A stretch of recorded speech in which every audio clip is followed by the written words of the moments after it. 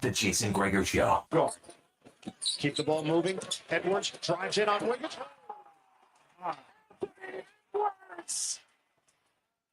A serious rack attack. On Sports 1440.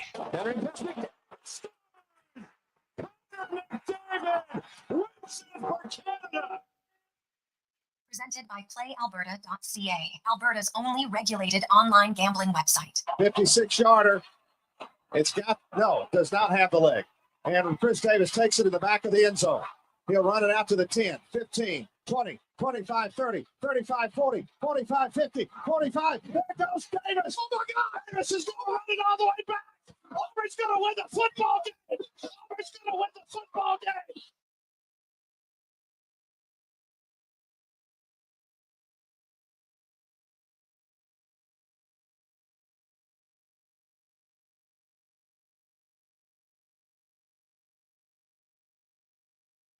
Monday afternoon. How are you? Welcome to the Jason Gregor Show on Sports 1440, Oilers Nation, YouTube, Facebook, X, and Instagram. Hope you're having a lovely day.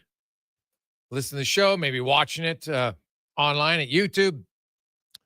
Oilers Nation, YouTube, of course, X, Instagram, everywhere else. Thanks for watching. Thanks for listening. Hope you're having a lovely day. As it's Thursday, man. Summertime, though. You almost lose track of days, don't you? Especially if you're a kid. These are the days you wish you were a kid again, man. I don't have much responsibility, but got even less in the summertime. Just get to hang out with your buddies. God, I have to say, man, I like seeing my son and his friends. They get up, they're playing, they do stuff, they're biking, they're swimming, playing baseball, playing lots of different wiffle ball and blitz ball and whatever the hell else it is. So it's a lot of fun. And then you're just kind of like, oh yeah, where are you at? Going to work. It's great. And I love my job. Don't get me wrong, but still I would love the opportunity to just get to hang out, do a whole lot of nothing.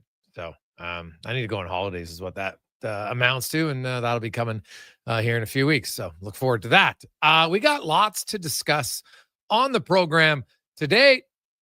Aaron Portzline will join us as another young player in the National Hockey League has asked for a trade. Chinnikov, who has played 30 games in 2 of the last 3 years in Columbus, has dealt with some injuries. He was a healthy scratch a few games when he returned from a back injury last year. Sounds like him and Dean Evison aren't on the same page. And I know the minute a player's name comes out in trade talks, everyone's like, wow, we got to get this guy. We got to get this guy. And I'm kind of like, why? Now, he might be more than he is. I don't know. He might be. But he's got 37 goals in 175 games. But more importantly, 2 of the last 3 years, he's only played 30 NHL games. Are you giving up a ton for a young player like that? Nah, I don't know. So we'll see. We'll talk to Portzline about that. Brian Diardo will join us as we start a little NFL chatter. Connor is if there was a flag in studio, it would be at half mast as he says goodbye to Mike Williams. He retires. Now, I think it was earlier this week they had him on the unable to the PUP, and Connor was just like, oh, wow, here we go. But even Con Man, I'm not sure you thought that he was going to retire 8 years into his NFL career, did you? No, and I just bought my yellow Mike Williams jersey, so big disappointment for me. But no, Gregor, he's been banged up. I don't actually think he's ever played a full season. He's always had injuries, so sad to see him go. The Chargers could have used a guy who could catch the ball over his shoulder because Quentin Johnston is not that guy. But hey, Father Time is undefeated. The body just couldn't keep going anymore. So I thank you for your service, Mike Williams. Now, why are you saying they don't have anybody who can catch the ball over their shoulder? Oh, because Quentin Johnston was kind of put in that spot, the X receiver, the guy who's expected to go downfield, and he can't catch the ball in that fashion. So that is why they drafted Trey Harris, second-round pick. They're going to have to sign him now. I see a few second-rounders signed today in the NFL. So trickling in slowly, but hey, how about another old Charger? Why not bring back Keenan Allen? He actually he stayed healthier once he got out of the Chargers. He's been relatively healthy the last 3-4 years. He had 2-3 bad years with the ACLs, but relatively healthy at this point. I don't know. Well, we shall see. But I am glad to see the second round pick starting to sign and get out there, because for those teams, camp's about to get going. Now, he hasn't signed by anybody yet? Not yet, no. Really? Kind of makes sense, though, as a vet. Like, wait for the draft and maybe wait for an injury or a retirement to occur, then go to a wide out needy team. I think it's a smart play by the vet.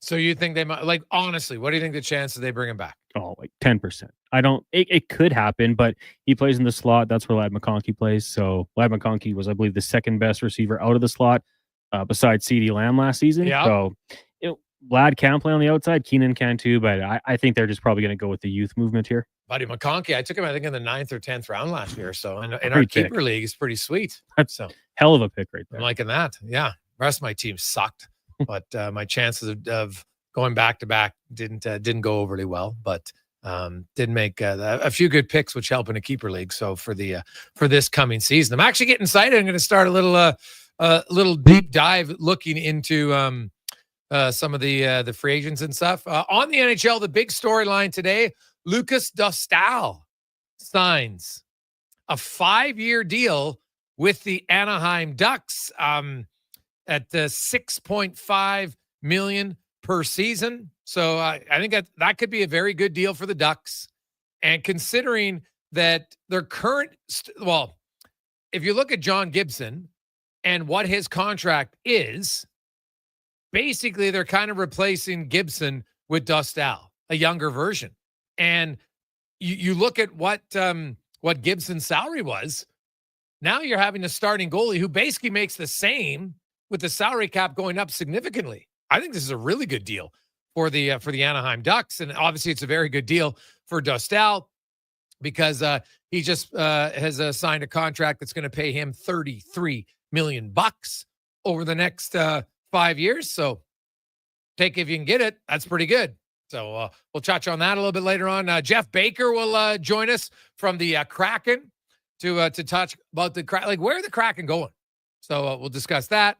Spec will be by Livingston. We got special guest Adam Ross coming in with Livingston today. The racing report go a little bit earlier today. Also, we have Thirsty Thursdays. Steven's back in with, you're going to not want to miss it today. It's always good, but today, a little of a potpourri, shall we say. Also, Dave Naylor will join us. Is there anything the Elks can do?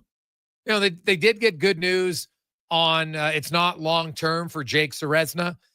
Maybe, they're obviously not playing this weekend, but maybe he'll miss the first game in Saskatchewan when they return from the bye week. We'll see, but good news overall for that. But it was a bad news game for the Elks. Like the Elks, you thought they were trending in the right direction, but definitely not in that first one. Also today, we'll look at, I took a little bit more of a deep dive into the Oilers schedule. And I was looking at the fact, came up with it. Their trips to the Eastern time zone will be done on December 18th. That's never happened before in the history of the franchise. And so I actually went back for the last decade and looked at how many trips do they make usually in a season to get all 16 of the Eastern Conference teams done, right? So I just went back a decade. I'm not going, because if you go back to the 80s, well, first of all, there's only 21 teams in the league, and they played everybody more often, so you can't really compare. So I really just went in the last decade, and usually it was 5 trips a year. One time it was actually 6. This year, the Oilers only go to the Eastern Conference 3 times. Once is a 5-gamer, the next time is a 7-gamer, and then the next time it starts 4 games on the East, and then they come back through Minnesota on their way home on a 5-game road trip. So fewer trips out East, less travel. 2, all of your Eastern time zone is wrapped up December 18th. They would have from January, February, March, rarely in April, but January, February, March, once it was, they finished the season, strange. One year, the Oilers' final 2 games of the year were on the road in Pittsburgh and Columbus. Like, what? But anyway, if you look at the Oilers, usually it's anywhere from 7 to 12 games in the Eastern time zone in the second half of the season. They have none this year. Only 3 trips out East. When you look at travel and kind of the accumulation of it, I'm curious. I haven't seen anybody track the number yet of I have to think, because they're only going to the East Coast 3 times this year, that their travel is going to be down from last year. And then I wonder, with all the studies now that teams do on rest and sleep and travel and everything else, I wonder if it's something the Oilers look to say, hey, because I did talk to Jeff Jackson briefly about the schedule, and the Oilers, you can meet with the league and you can put forth a few things that you would like, but you don't get everything. Obviously, there's 32 teams, and some teams historically, I know for years, Washington always seemed to be in Edmonton in October. They like to get one of their trips out west early. That's just how it was. And so there are some things, but you're not going to get a ton of it. This will be something to watch. And you look, okay, going out east, yeah, it's a 7-game road trip, but we eat up almost half of our games in the East in one fell swoop. And you get it over with, we'll see how it goes. But so we look at that, and not to mention that the Oilers have 16 games where they play a team on the second half of a back-to-back. Montreal both times, LA Kings twice. So those are the only 2 teams they do it twice against. Their schedule overall slightly easier if you want to go based off of last year, which is hard, but that's all you can really do. The Oilers last year had a balance of games of playoff teams and non-playoff teams. This year they have 2 more games against non-playoff teams than they had last year. Now that's because the Oilers actually, which should, well, it'll never not happen again, but you look at the Oilers, and they are playing Vancouver 4 times.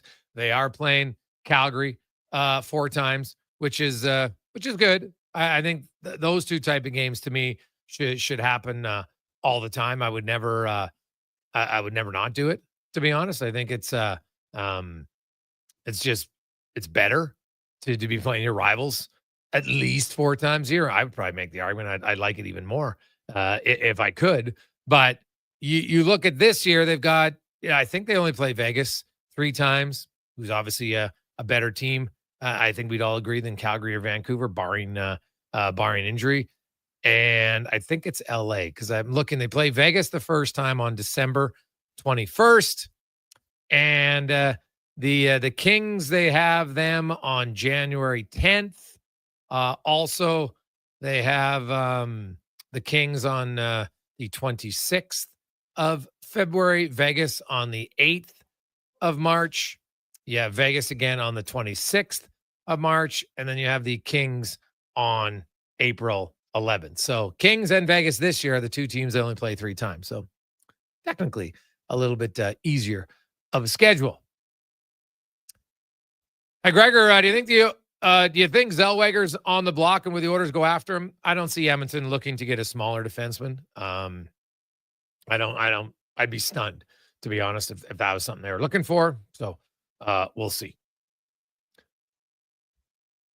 Hey, Gregor, I'm with you. It seems Oilers fans want every player. I see online everybody's clamoring for Chinnikov. Why would we take him if you just added Howard and you're going to add Savoy? I get that the Oilers want to add some youth, but people need to be realistic. Can't just add all youth when you're trying to be a winning team. I think you outlined it. How many teams had rookies who made any sort of contributions? Well, Carolina really was the only one. They had 2, right? Stan Coven was considered a rookie, and Blake, that's the other one. That's it.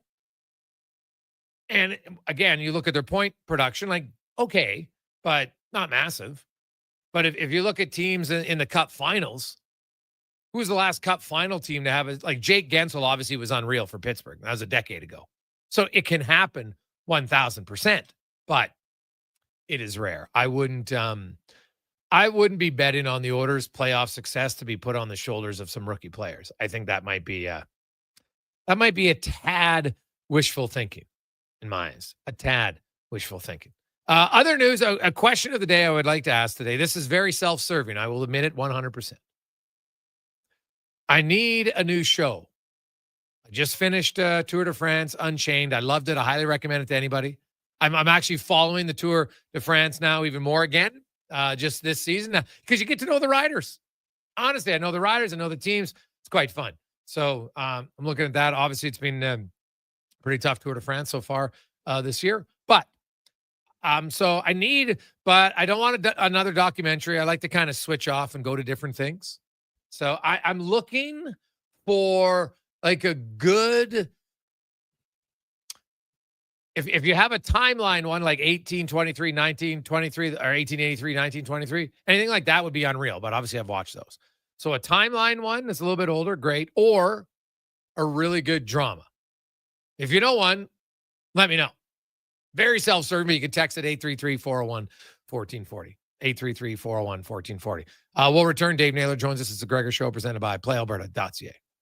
The Discover Days sales event has been extended at Volvo Cars Edmonton. Lease a 2025 XC90 plug-in hybrid from 1.49% and save $7,500. Final month extended. Lease or finance a 2025 XC60 from 0.49% and save $4,000. Save up to $7,500 on a 2025 demo XC40. Come and discover the deals now at Volvo Cars Edmonton. Great vehicles, better service. Only at VolvoCarsEdmonton.com. The sun is shining, the weather's warm, and some of Edmonton's favorite sports are back in season. If you're looking for the cherry on top of a perfect summer day, check out Play Alberta to experience casino, sports, and lottery all in one app. Download the Play Alberta app today and deposit $20 or more with promo code SUMMER to claim a $100 casino bonus. That's promo code SUMMER for a $100 casino bonus on us. Redeemable once per Play Alberta account. Remember, if you gamble, please use your game sense. Electrical Solar Team is now making a play for sustainability and savings. They're specialists in powering up for a greener future. That's the strategy, designing and installing high-efficiency solar panels. They're helping homes and businesses combat rising utility costs by harnessing the power of the sun. A smart move for efficiency and the environment. Hire the Action Electrical Team to bring home a win for your project. Visit actionelectrical.net. New crust alert at Papa John's. Your favorite cheese meets your favorite pizza in the new cheddar crust pizza for only $17.99. Papa John's pizza makers created the perfect addition to their crust by melting garlic and herb seasoned cheddar cheese right on top of their fresh original dough that's made with 6 simple ingredients. Try a one-topping cheddar crust pizza today for only $17.99. You better hurry though, because it's only for a limited time. Better ingredients, better pizza. Papa John's, proudly locally owned and operated. Legacy Heating and Cooling jingle auditions, take one for Gene Principe. Hey, thanks for being on time. I'm always punctual. Now, how about some cool beats while I drop the heat? Ready when you are. Call Legacy. Call Legacy. Nice. Boom! I'm a musical genius. Legacy's going to love this for AC season. What's not to love with no interest and no Principe payments for 1 year? Are you always like this? Yep. Unlike Legacy, I never know when to cool it. Legacy Heating and Cooling.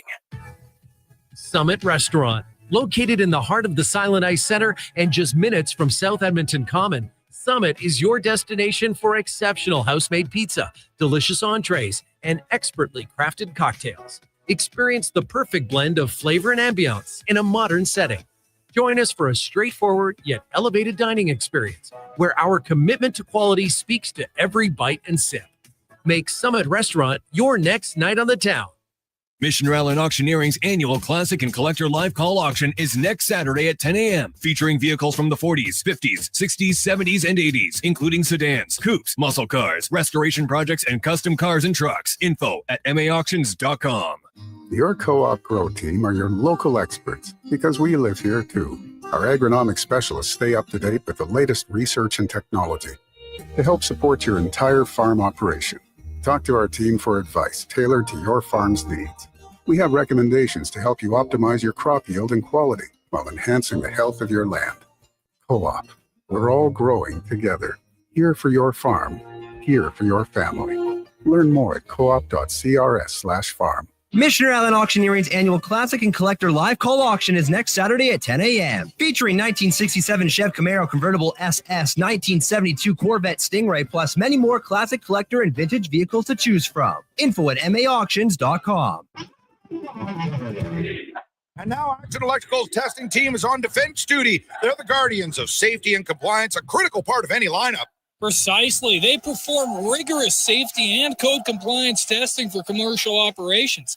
Think of them as the referees, ensuring everything is up to standard before disaster strikes. Their preventative plays are legendary, spotting faults early. Hire the Action Electrical team to bring home a win for your project. Visit actionelectrical.net. Farm, ranch, acreage, or lake lot. They're here to help at Bashaw Concrete Products. Family owned and operated for 60 years. They continue to provide the best products and service, period. Call now for your free quote on the highest quality ready mix and gravel, a new septic tank, or an outhouse pad and tank, plus precast cattle water pads, garage sumps, and more. Call 780-372-3854 for prompt delivery. Bashaw Concrete Products, 780-372-3854. BashawConcrete.com. Ready for a career that's literally golden? V2 Gold just poured their first gold bar at the new mine in Nunavut, and you can be part of the foundation. They have 25 open roles for experienced mill operators on a fly-in, fly-out, 3-week on, 3-week off rotation. Start with a base salary of $110,000 to $130,000 with all travel and benefits paid. These roles need to be filled now. Come to the Terrace Office Tower on July 17th and 18th. Email Edmonton Job Fair at v2gold.com to book an appointment. Bring your resume, references, and safety tickets.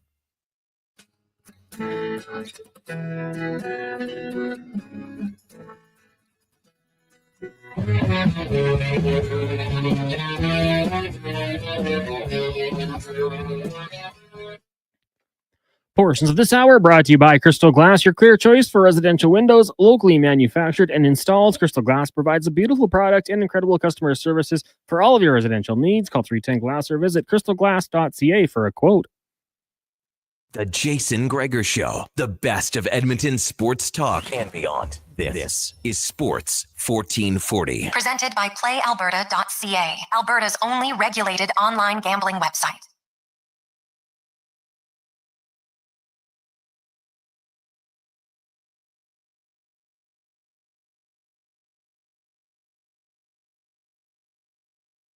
Welcome back. Jason Gregor, Connor Halley, Sports 1440.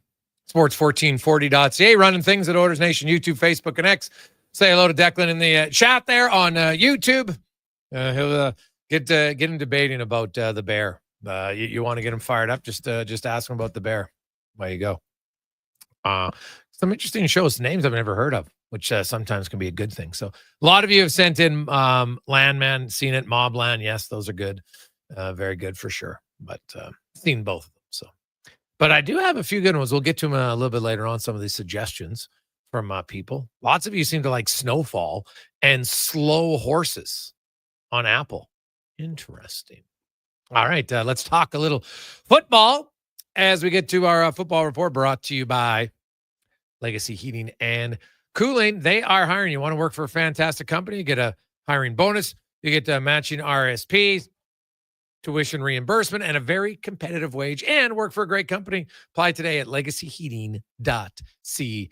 As we'll get to Dave Naylor in a second here. I don't know if it got lost, but we'll track him down. Interview's going long in Montreal, but we'll get him back on as soon as he's done. All right. Come on, Dave. Figure it out. We do have lots of other texts to get to while we wait. I'm just curious, what is Slow Horses about? The name, I'm assuming it's not about slow horses, but it's a thriller series as I look it up. Gary Oldman's in it. Ooh, it's got me intrigued right off the bat. Big fan. There's 5 seasons? Oh. Are you looking for like a show that is a quick watch, or do you want I don't mind one that if it's worth it, right? But don't tell me it's 5 years, but it takes me 2 seasons to get into it. I don't have the patience to do that. So if it's got 5 seasons, but they're good, then yeah, I'm all in. That doesn't bother me at all. I don't mind, because then I don't like having too many shows. I like to kind of watch one, watch an episode a night. I'm trying to limit my TV viewing, but I just finished the Unchained. So I'd like to get on something else. I find if I have one thing, if it's good, then you kind of look forward to it. Away you go. So, did you do Deadwood? I tried Deadwood, and I don't know why. I never got into it. I'd heard good things, but yeah, like you, I think I got like 15 minutes in and something happened and I haven't gone back. But that's what I'd like to do, because I think it is only 36 episodes. So No, could get it done quite quickly. No. Hey, Gregor, some seasons are only 4 episodes. Well, that's all right. Quick and easy is what you're telling me. Quick and easy. Hey, Greg's, with the Dostal contract, what do you think Stuart Skinner would be asking for on his next deal? Well, it's a very valid question. And if you look at kind of where, Skinner right now, and I know people don't like to hear this, but Stuart Skinner amongst goalies is like is a really solid deal. Like you look at the cap hit of Stuart Skinner at $2.6 million. He comes in like I think he's 20. I got to look it up. He might be 26th if I'm not mistaken. So and that's where he at. Well, there's not many goalies that go back to back. You can dislike some of his game, but you can't overlook the good parts of his game. So 1, 2, 3, 4, 5, like 6, 7, 8, 9, 10, 11, 12, 13, 14, 15, 16, 17, 18, 19, 20, 21, 22, 6, 27, 28, 29, 30. God, he's way lower now. 31, 32, 33, 34, 35, 36, 37. He's 38th. He's a 38th paid goalie in the National Hockey League. So he's going to get an extension. And if you look at goalies, here's the goalies who make $5 million or more. Thatcher Demko, and he just signed. He's got a new extension that's going to kick in at 8.5. Joey Decord, Mackenzie Blackwood's 5.25. Darcy Kemper's 5.25. Tristan Jarry, 5.375. Elvis Merzlikins, 5.5. Logan Thompson, his AAV is 5.8, but he's making $7 million this year. Grubauer, 5.9. Bennington, 6. Markstrom, 6. Aiden Hill, 6.2. Gibson, 6.4. Sorrow, 7.7. Dostal just signed his at what did I say? He got 5 years at 6.5, right? He's in there. Allmark, 8.25. Same as Swayman, Ottinger, and Sorokin. They're all the same. Then you got Hellebuck at 8.5, 9.5 Vasilevsky, Bobrovsky at 10, and Shesterkin at 11.5. So, like Stu Skinner, right or wrong, he's taking his team to the Stanley Cup final twice. Now, I know but Gregor didn't play some games. Yes, that's true. But he still played more, the majority of them. And when you look overall, like if Stu Skinner has a year like he had in 2024 under Chris Knobloch, he's going to be at least a $6 million goalie. At least. And he's young, right? Like that's the other thing. So if I look at Stu Skinner's age, the only goalies who make more than him who are younger, Joel Holfer, who just signed his 2-year deal at 3.4, and Ukko-Pekka Luukkonen, who's 4.75. He's the same age as Skinner. That's it. All the other guys are older. Jake Ottinger's same age as Stu. So I understand the emotional when people look at Stu Skinner, but I think especially for what he's been making, he's been an absolute bargain. Honestly, it's been a bargain. So that's why, obviously, if he gets a new he's going to get a new contract. When he gets a new contract, wherever it is, yeah, the expectations will come higher. No question. They'll come higher. So we will say, hey, Gregor, have you watched Bosch? I did watch the first one. I quite liked it. Thought it was pretty good. So, Greg's, I tried Slow Horses, couldn't get into it. All right. And that's fair. Not everybody's going to get into it. But there's a lot of people that have been saying Slow Horses is quite good. So, hey, Gregor, do you know what the plan is for Quinn Hudson this year? And I said this when he signed last season.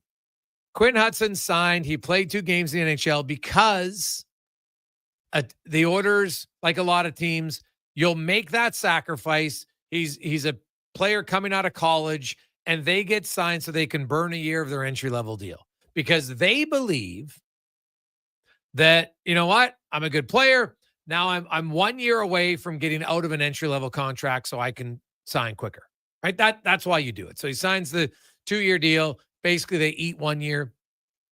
Quinn Hudson, to me, will come to camp, and he's an American League player to start the year without question in my mind. And we'll see how the season progresses. He would need injuries for him to get recalled.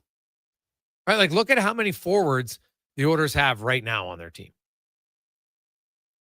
So now you can go by position, but whatever. Draisaitl, McDavid, Hyman, Nugent-Hopkins, Frederick, Mangiapane. Right, there's 6. Henrique, Janmark, Kapanen, Tomasek, Podkolzin, Isaac Howard, Savoy, Curtis Lazar. That's 14. Then throw in Noah Philp, Max Jones, 16. So Quinn Hudson, Josh Szymanski, there's Robbie Arventi, like James Hamlin. I probably might even put James Hamlin ahead of him I would. I'd put him ahead of him right now because Hamlin's been good at the American League level. Like Quinn Hudson to me is at this stage like a B rank prospect, which is totally fine. But I view him as he'd be a surprise if he's in the NHL to me next year. Surprises always happen, but it's I look at how you view players, and for him, I don't see him as a big contender. We got Naylor, Connor? Not yet. We do have some breaking news out of the NFL. TJ Watt signing a 3-year extension, Gregor, $123 million. How much of that is guaranteed? So basically $41 million a year. Yeah. Not bad money. Kind of sets the market now for Micah Parsons with the Dallas Cowboys as well. He had wanted a new contract. You give him 42. That's probably the way it goes. And $108 million fully guaranteed for Watt. Well, good money if you can get it. So, the Steelers, they seem to keep the guys they want to keep, right? Yeah, 30 years old. So he'll be 31 in October. Probably a good deal. Giving them the 3 years added on, I think that's a good one for them. And 100% willing to write the checks for those guys. And anyone who's watched Steelers play without Watt, they are a totally different defense. He's an absolute maniac out there. So good for him. Congratulations. That's good money if you can take it, buddy. Good money. No question about it. 833-401-1440, 833-401-1440. Hey, guys, and I think this is just coming down here online. I'm seeing that there was a trade in the NHL. The Canucks, wow. They just shed some salary. They traded Dakota Joshua to Toronto for a 4th-round pick. What? I love that trade for Toronto, man. Like, that's a great trade. Like, is salary dumb? Like, do the Canucks know something we don't know? But a 4th-rounder straight up for Dakota Joshua? Like, he's a unique player. Physical, got some, can chip in a little bit offensively. Wow. I love that trade for the Toronto Maple Leafs. So we'll get into that a little bit later on. But let's talk some football. Dave Navarro joins us. Dave, how you doing? Very well, Jason. How you doing? I'm pretty good. The Elks, they, I guess the good news coming out of that terrible performance is the Jake Serez. It's not going to be long term for them. But you've seen now 5 weeks of this defense, Dave, and I've barely seen any improvement. Yeah, look, as much as Trey Ford is the dominant conversation around the league about the Elks, I think it has some way kind of blurred the fact that the real issue on this team, at least statistically, performance-wise, is defense. Oh, yeah. Most points given up so far in the league this year per game, most yards given up per game, most passing yards given up per game, which, in and of itself, none of that is good.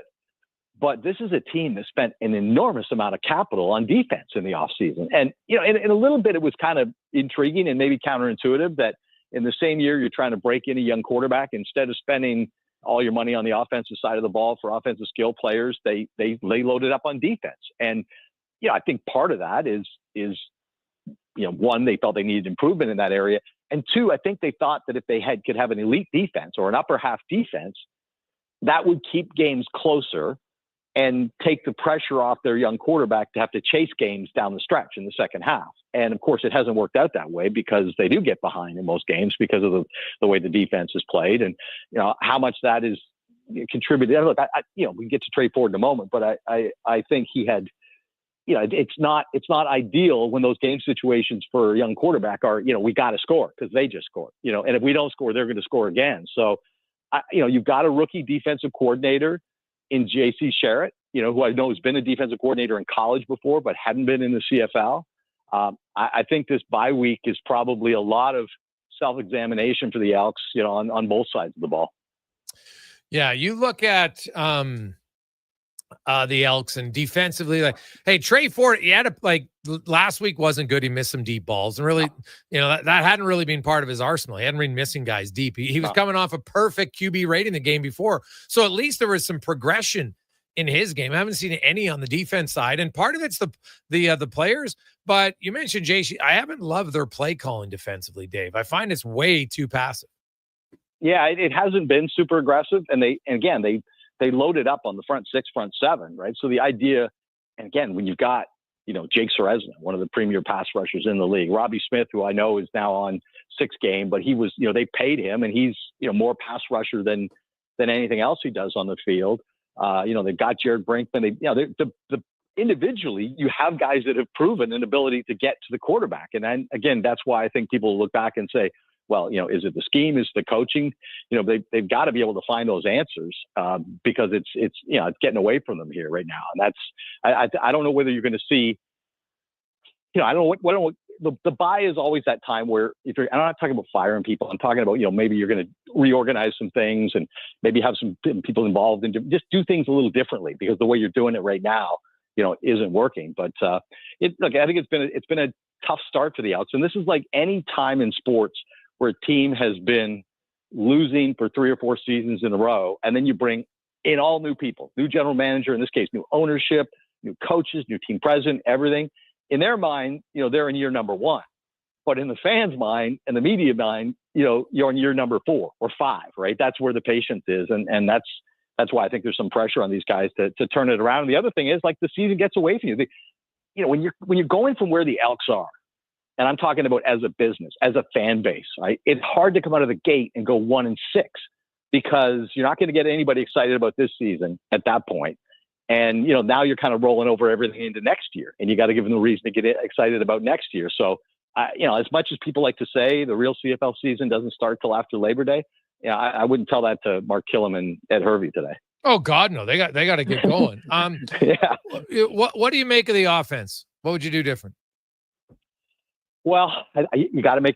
Look, I think there's the problem with the offense in the way it's been is that it's the variance, right? Is that it's hard for coaches when a guy can have a game like Trey Ford did 2 weeks ago and what he had most recently. And I think the standard for him had been, hey, as long as he keeps improving, he's going to keep his job, right? That's the standard. And I think you could make the argument through the first from 1 to 2 to 2 to 3, right up until last week. You'd seen that every week. And then last week was a major step backwards. So, that's kind of what you got to evaluate. The other part, a couple of things, just, I don't know that their commitment to the run has been, what maybe it could be. Mm-hmm. And the other part of that is Trey Ford. Like, I understand why a guy who is probably too prone to taking off, from the pocket, and often able to do magical things when he does, that in order to develop him as a pocket passer and turn him into what you want him to be long-term successful, you're going to have to limit his ability to do that, or at least say to him, look, you can't at the first hint of pressure, bolt the pocket and turn it upfield, because that's not a sustainable way to play. You're not going to develop as a pocket passer. You're going to get hurt, all those kind of things, right? There's all kinds of reasons why you want him to stay in the pocket. But he's also got an elite skill set when they haven't had design runs for him in the offense very much. I mean, the one game, I think at Winnipeg, he had 1 rush for 6 yards. I mean, that's, I just think you're kind of taking the driver out of his bag maybe a little bit on that one. Mm-hmm. So I think something that he does very well and is very difficult to stop, they haven't really taken that much advantage of. No, I totally agree. Well, and it's funny that you say Ford and move him a little bit. It's like their defense has never seen an RPO from an opposing offense, because the minute it happens, they don't know what to do. Yeah, no, it's been disappointing, no questions. Dave Naylor joins. Dave, what about are you surprised at how good the Stampeders have played? Absolutely. I mean, I looked at that team at the start of the season, and I said to somebody, this is not that far off an expansion roster. This is like an expansion roster with an elite quarterback. I mean, really, especially and I'm not talking about necessarily the quality of players. I'm talking about just the recognition. Like when I was looking at the names and faces that are on the stamps, coming out of training camp, there's a bunch of guys that are new to the league, and there's a bunch of guys that were new to the league last year. And I think one of the lessons you can kind of take away from the stamps is, look, they had a terrible season last year. It was a write-off. By the end of the year, nobody's paying attention. But some of those guys that are making impact for them this year are guys that played 5 games last year that I barely remember, or guys that played 7 games last year that I barely remember because they were maybe in, on the practice roster partly. They play some games. They're not necessarily prominent roles. The games didn't matter. The stamps were done. But that's the importance of giving guys that opportunity. So when they come into this year, the league, the city, the coaching staff, the teammates, the rules, the game, everything isn't new. And I think Calgary has benefited from some of that.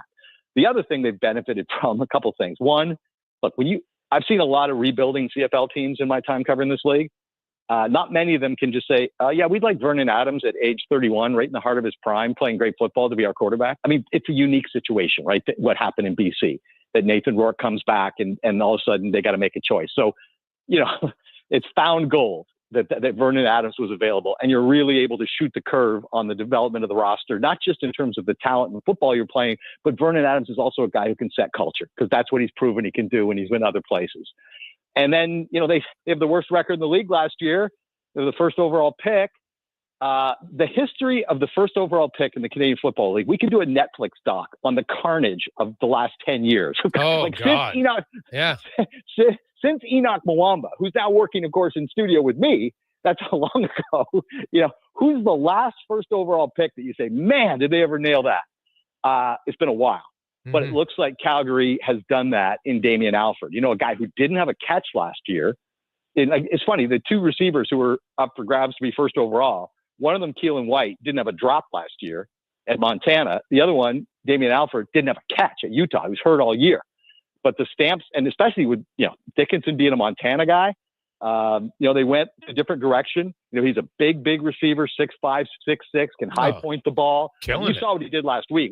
6 catches for 100 and something, 2 times. I mean, if you can get a rookie, it's kind of like one of the reasons the CFL draft is not that engaging for people is the players they take, high percentage or, mixed percentage of success. And even the guys you do take that have impact, it's often 2 or 3 years down the road. Well, you look at this year's draft, first overall pick, Damian Alford, bang. Second overall pick, Devin Varasek, playing middle linebacker right out of U Sport for the Hamilton Tiger Cats, leading them in tackles week after week. They're 3-0 in the 3 games, I believe, that he started at middle linebacker. He's got a pick 6. And then third overall, you got Keelan White, who I believe has got about 200 yards receiving this season for Ottawa. So 1, 2, and 3 have all been hit on to a degree that I don't see very often. And Calgary has really taken advantage with Alford. Again, it's still very early. We're in the first. You usually do not see Canadian rookies, receivers having this kind of impact in the first third of their rookie season. So, there's lots of upside still to explore with Damian Alford. That's another part of what they've done. Well, I look at that game and I just wonder, Dave, are we going to start to see, like, he's averaging 3 targets a game? Like, it's not a lot. Yeah. Like, I got to think at some point they're going to start throwing the ball more to him. Well, and he's missed 2 games too, right? Yeah. So you look at the numbers, it's that as well. And he's had touchdowns in the last 2 games. So yeah, I think it's, he's a guy who's played NCAA football. So, some adjustments, even though he's Canadian. So you've got to use some adjustments to the game in the field and just knowing your place in the offense. But, they've got Canadian receiver between Jalen Philpott's injuries and some of the other injuries they've had. Now all of a sudden you've got Jalen Philpott, you've got Clark Barnes, you've got Damian Alford. I mean, Canadian receiver, I would say the last 2 or 3 years has been a real weakness for Calgary, compared to other teams. All of a sudden, you look at those 3 names I just mentioned, it starts to become a strength. Yeah.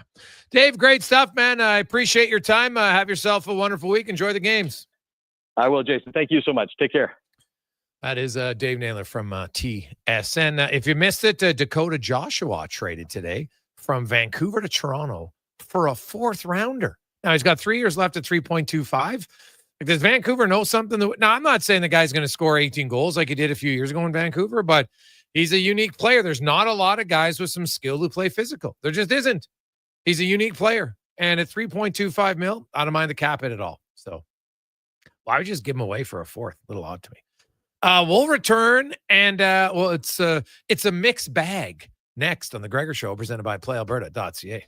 New crust alert at Papa John's. Your favorite cheese meets your favorite pizza in the new cheddar crust pizza for only $17.99. Papa John's pizza makers created the perfect addition to their crust by melting garlic and herb seasoned cheddar cheese right on top of their fresh original dough that's made with 6 simple ingredients. Try a one-topping cheddar crust pizza today for only $17.99. You better hurry though, because it's only for a limited time. Better ingredients, better pizza. Papa John's, proudly locally owned and operated. Legacy Heating and Cooling is your #1 air conditioning company. So when you can't take living in oppressive heat any longer, call Legacy. Call Legacy. If your hot, sticky sheets keep you up all night, call Legacy. Call Legacy. If you've decided that you deserve to be cool and comfortable, call Legacy. Call Legacy. And with no payments, no interest for 1 year, it could only be Legacy Heating and Cooling. Whether you're a craft beer connoisseur or more of a wine aficionado, there's always something new to discover at Sherbrooke Liquor, a unique, family-owned, independent liquor store. The selection? Incredible. The non-alcohol section is also very impressive. Sherbrooke Liquor, expert, knowledgeable staff with a passion for unique finds. More than just a liquor store, we're a community. Alberta's best, the one and only Sherbrooke Liquor. Wine, spirits, and oodles of beer. Visit SherbrookeLiquor.com. Want some good news? St. Albert Dodge is holding the biggest sale of the year on their in-stock Ram 1500 Sports. Every single one on the lot is discounted by a whopping $14,000. Yeah, 14 grand. And St. Albert Dodge has the best selection in Alberta. Over 90 Ram 1500 Sports to choose from with great packages, including the Night Edition and GT models, all $14,000 off the ticket price. Get down there and see how easy it is to do business at St. Albert Dodge. Experience more at the Edmonton Expo Center. Come for Canada's largest trade show, the biggest names in entertainment, exhilarating sporting events, and more. Stay for the experience, but it doesn't end there. Maximize your brand exposure with Edmonton Expo Center's new cutting-edge feature screens, spanning Western Canada's largest venue space. Captivate an annual audience of over 1 million visitors during iconic events like Pro Rodeo, Disney on Ice, Glow, K-Days, and so much more. To learn more, call 780-471-7380 or visit EdmontonExpoCenter.com today. Reports suggest that Canadian taste buds are bored to tears. My mouth can't handle another dull drink. Summertime smoothie experts everywhere are recommending a watermelon wake-up from Booster Juice. It's so smooth, cool, and refreshing. And ridiculously delicious. Enjoy the Watermelon Wave and Watermelon Explosion smoothies, available all summer long at a Booster Juice near you. Stay cool, Canada. Booster Juice, Canadian born.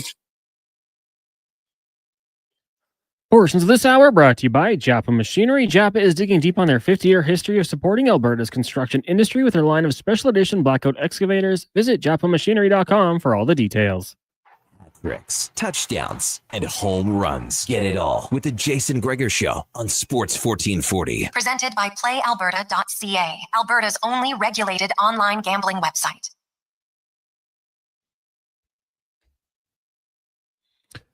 $2.48.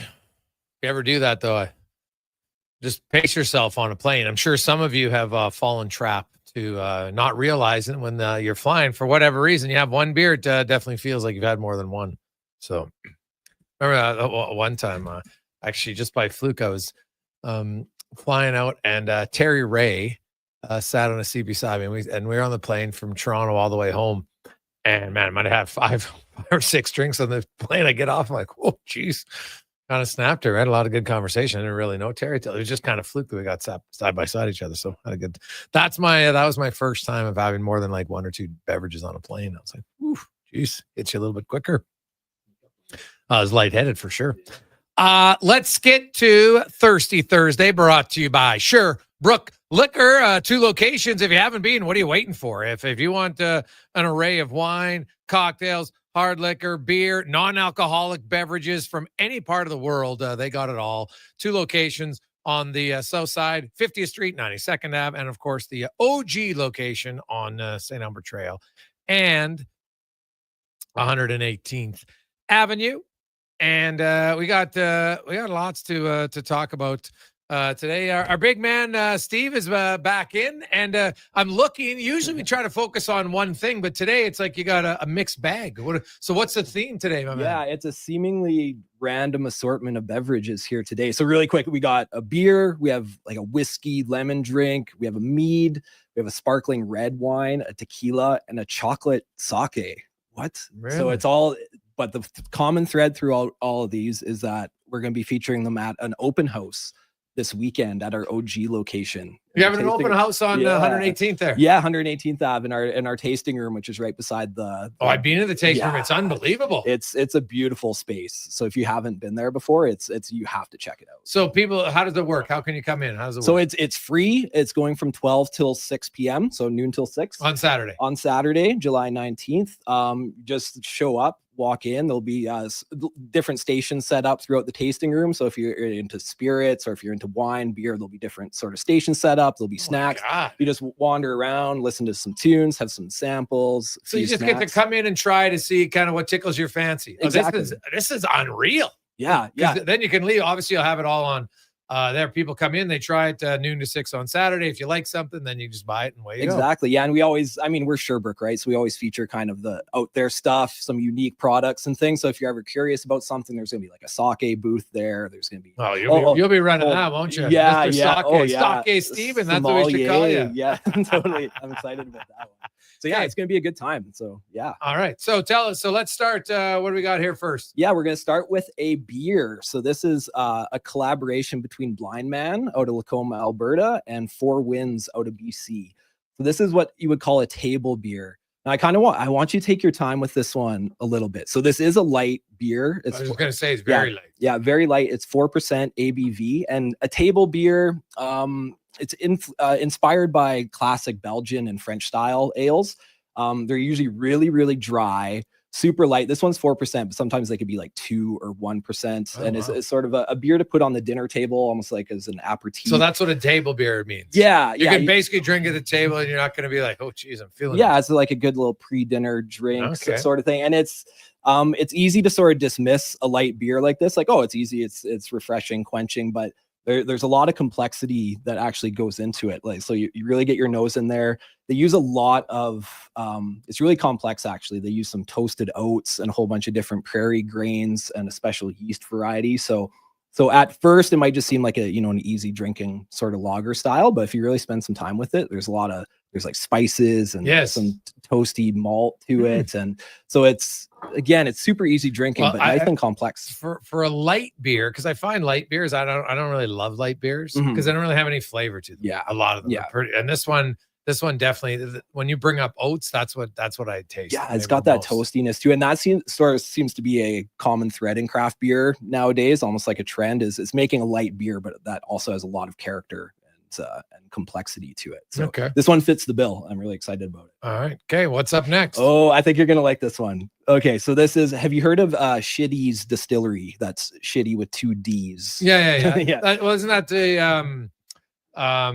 they're aren't they part of the guys out of Beaumont? It's the same guys behind Sea Change. Yeah. Sea Change Brewing. So this is sort of their distilling faction of their business, and it's like a lemonade. It's a whiskey lemonade. It's called. It's a whiskey. Yeah, it's a suburban. Because it smells like a lemonade. It was easy to pick it up. Totally suburban Slammo. So the Shitties lineup of RTDs are super popular. This one's a little harder to find. They have it mostly in their tap room. But you put that on ice and sit outside in your backyard. That is. It's so good. So they import so good, but that spells tea with a capital, like a capital T for trouble. That is so easy. What does it say on the can? It says low carbonation for maximum chugulation. Is that what it actually says? It says that right. Yeah, the small print. You gotta really look into it. Oh, but yeah, chugulation. It's like I like making up words. I did it yesterday on the show. Chugulation. Yeah, and Sea Change Shitties, they're just marketing masters. So they always have little hidden messages on their cans. And forgivelessness. Yeah, forgivelessness. That's what we made up yesterday. It's a great word. Yeah. So that's a tasty one. It's really good. And so they import the bourbon whiskey lemonade. Yeah, so it's made with actual bourbon from Kentucky. They have a whiskey program in development. But the whiskey, it's aging in barrels right now. It's not ready to go. So they imported some Kentucky bourbon. It's tasty. Okay. Moving on.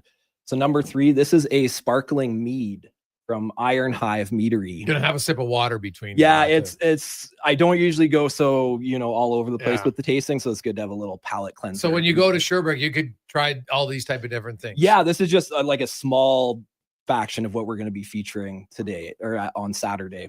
Holy jeez. Yeah, so this is 9%. It's a sparkling mead.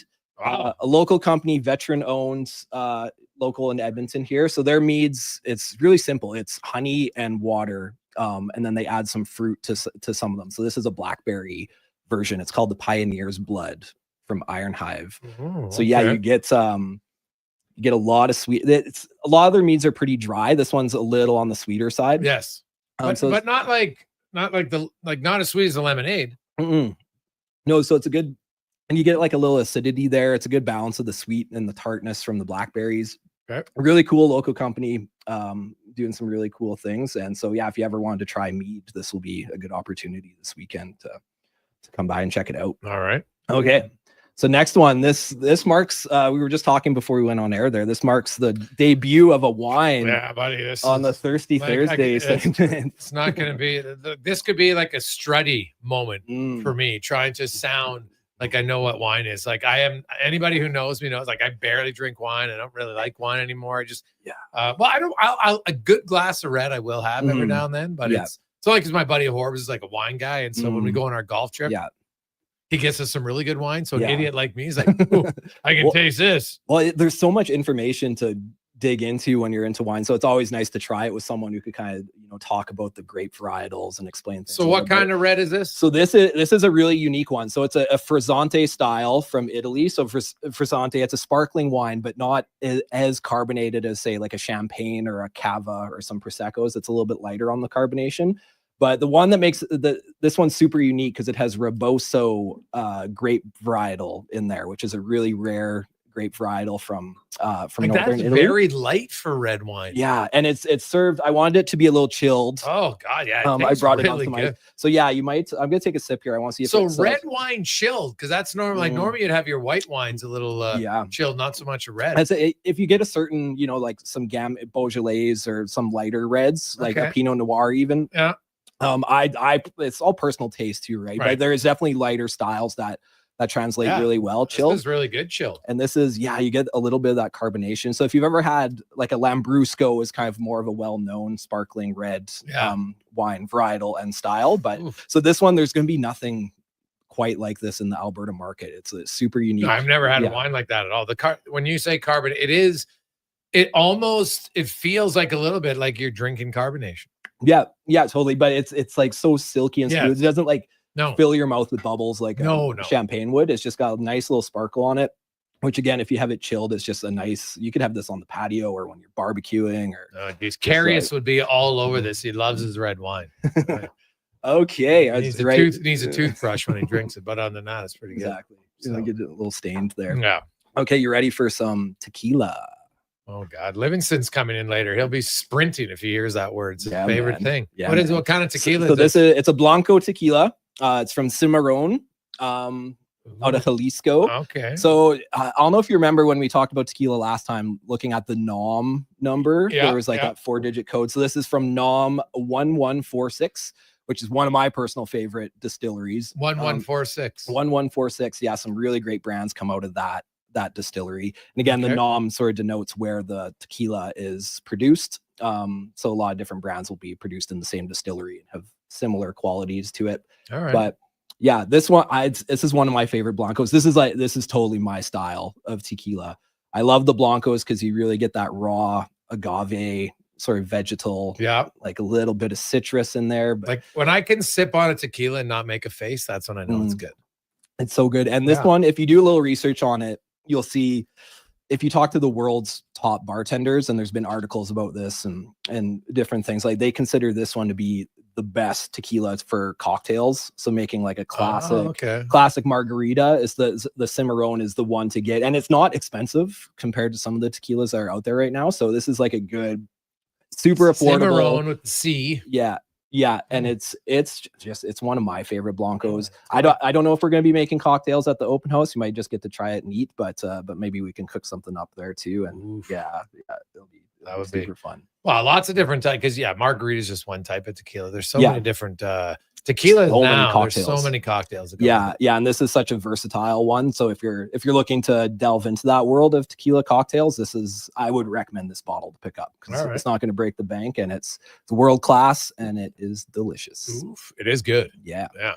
Put that on ice too. Would be nice. Oh, and so totally. lastly, we got was this. Lastly- This looks like I'm drinking chocolate milk right now. It is thick. It is Yeah, really yeah. thick. So this is a chocolate nigori sake from Azu Omare Brewery in Japan. So Chocolate sake. yeah, chocolate sake. So it's You a did come up with lots of unique. yeah. This is sort of a wild card here. So a nigori sake, it's an unfiltered sake, so it's a little bit thicker and creamier than your typical sake. But they add chocolate syrup to this. It's just like pure dessert. Oh my god, it is really like.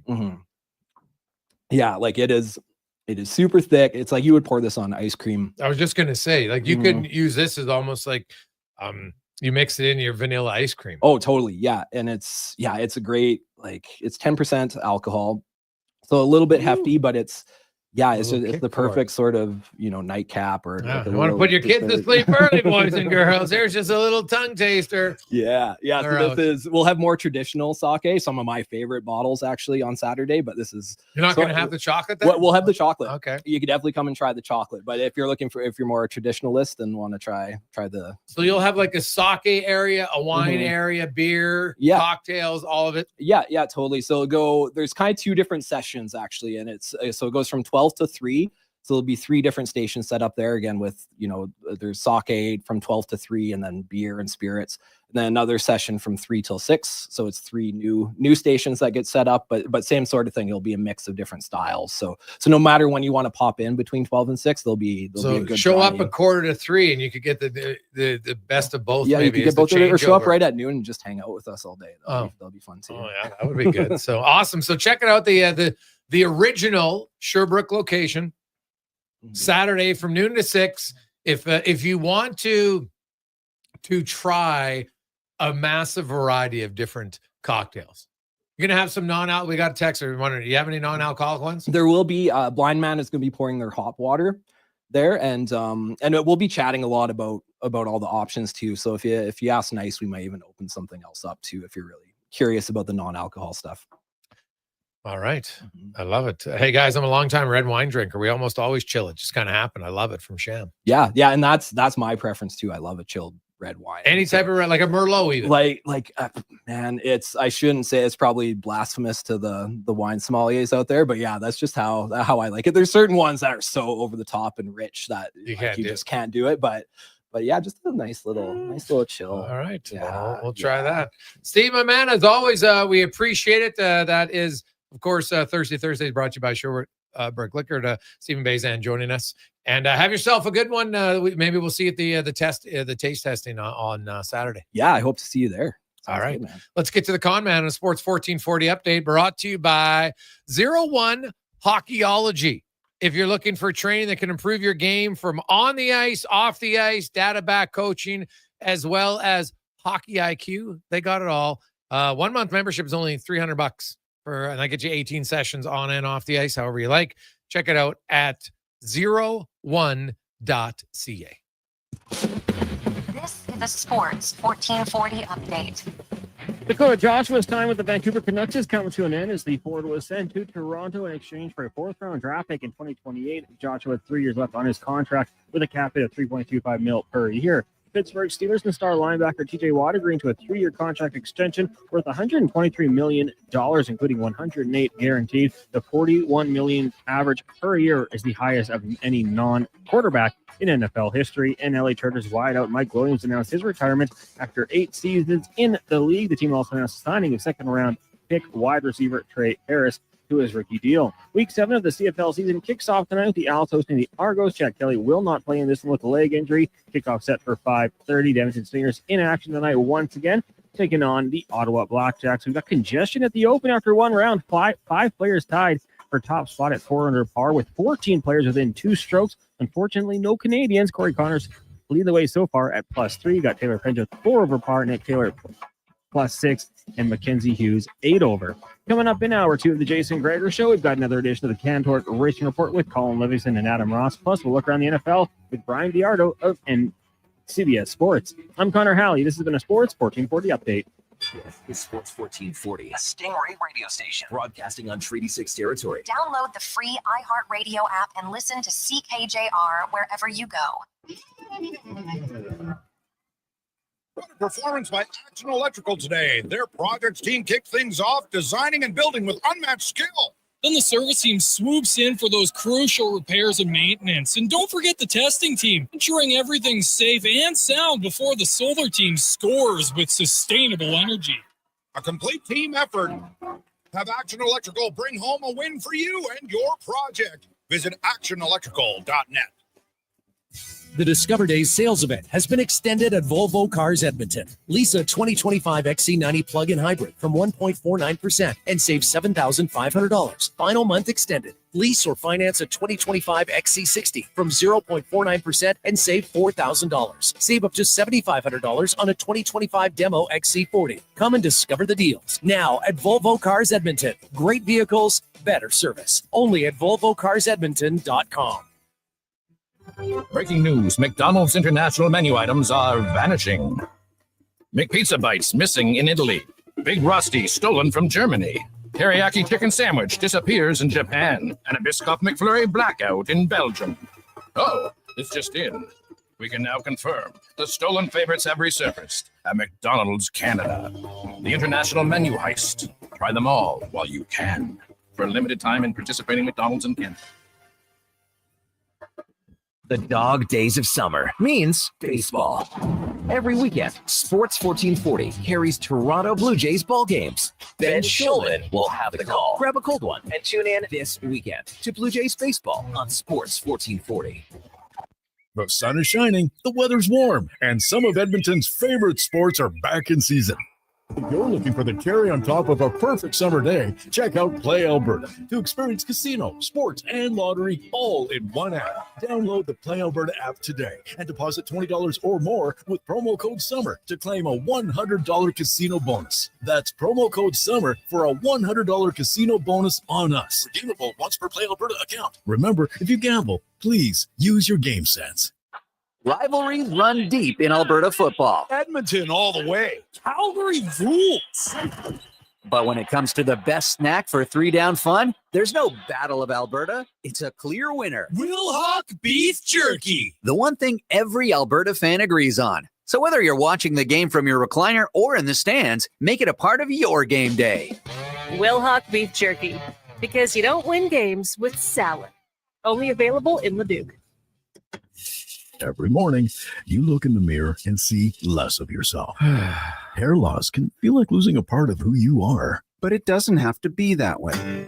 Hi, I'm Dr. Vance Elliott. At Advanced Hair and Skin Surgery, we understand the pain of hair loss. Our advanced hair restoration solutions won't just bring back your hair. They'll help you face the mirror with confidence. Good morning, you sexy beast. Visit drvanceelliott.com today because it's time to be the man you remember.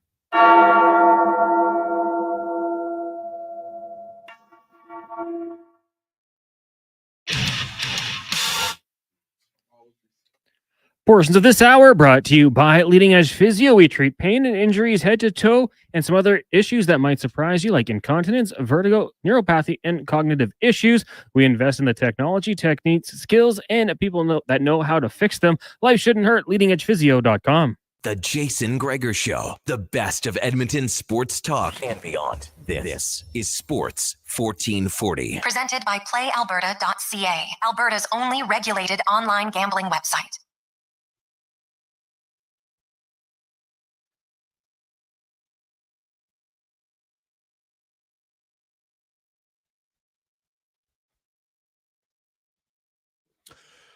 Just after 3 o'clock. Welcome back, Sports 1440. Sports1440.ca, Oilers Nation, YouTube, Facebook, X, and Instagram. Hope you are having a lovely Thursday afternoon. For some of you, it's like the long weekend. Heck, it's summertime, so it might be a weekend all the time, especially for teachers and others who deserve a little time off. So awesome. It is the Gregor Show, presented by PlayAlberta.ca, where you can get in the game. And it is the Thursday game that I'm still waiting to win the Daily Grand, $1,000 a day for the next 20 years. It's 7.3 million, you can get it a lump sum, but it's kind of lame. Get a grand every day and just wake up, be in a good mood instantly. Click 8 a.m., $1,000. I did a lot.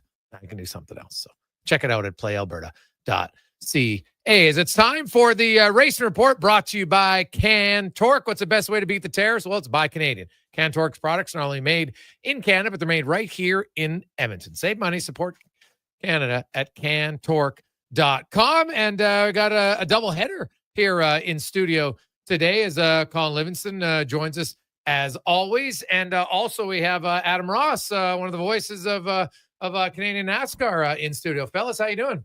It's good to be here. Great. Thanks for having me. Hey, I appreciate it. So let's start with Livingston. We talked to you a lot. So we'll start with Adam here for a second. I guess just kind of we had the two races here on the Western Tour in Saskatoon, and then of course last weekend in Wetaskiwin. And fair to say, and you call a lot of the races, that there seems to be like a real on track rivalry that's going on right now. And has it gone too far? The guys seem to be almost taking each other out, or do you think that they overreacted with the penalty? Boy, there's a lot going on right there. Yeah. Did they go too far? No, that's what we're here for. It's a passionate sport. Okay. Those drivers respect each other like crazy. They just don't like each other. And that's fantastic because they're still both playing the same game. Yeah. Still both out there in the same performance. And the officials found that was historic what happened last night. That is precedent setting to take a car that crossed the finish line first. Yeah. And just for anybody listening to Marc-Antoine Cameron, won. Yes. He crossed the line first. He came to victory lane like you would normally do. And I was close enough to hear the official say, go to the back stretch. The finish is under review. You're not getting the checkered flag. We'll let you know. Never seen this before. It's what we do on championship night. The champion waits on the back stretch while we deal with the winner of the race. Yeah. Never seen it in the course of a regular race. And they made the decision that what Marc-Antoine Cameron did cross the line. He was on probation from Saturday night. I applaud the decision. It was gutsy. Now he gets a 6-point penalty for intentional contact under caution. And then he's that was on Wednesday, right? When he got that. So what's a 6-point? What is it? What's that penalty? What does that mean? Other than losing like the race, what does it mean? 6 points is important. When you're in a tight battle, our schedule is only a dozen races long. It's just points in the overall standings. Okay. But that, just to be clear, that happened at Wetaskiwin on Saturday. Yeah. So he lost the race, which is how many points you get for first? No, on Saturday he won the race. Yeah. But it was a similar situation between he and the 74 that they were making a lot of contact. They spun as they were about to come to the white flag. Totally, from our perspective, that was the moment of sheer chaos, but that's a different story. They managed to drive away. We had to reset everything. Cars were way out of position, including ours, because we didn't really know what was going on. On the final start, they came around, took the checkered flag, or pardon me, when we were under caution, Cameron was really upset with Lacroix because there was a moment that kind of caused the spin. Cameron, as racing terminology, he left the door open. He came in a little bit wide and went a little bit high. Lacroix stuck his nose in and, very aware that depending on who you are, you're going to see this incident very differently. But Lacroix got his nose in, which was a bit ambitious. Cameron came back down and the two of them spun. Cameron was unhappy with this. We're under caution rolling around.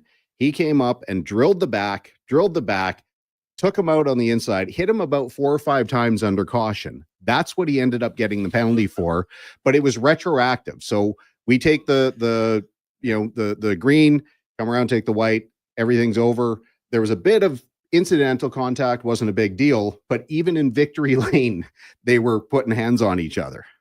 Yeah, well, I'm sure they're not buying each other a Christmas present right now. But for Cameron, so he drops from winning. Like, how many points would he have gotten to win? He'll lose his bonus points. So it's really a point per position, but you get a few bonus points for winning. So he probably lost 7 points going from first to fourth. Plus the 6 he lost. So that's 13 points basically in the span of 4 days. Yeah. I mean, he added a bunch of points because he got.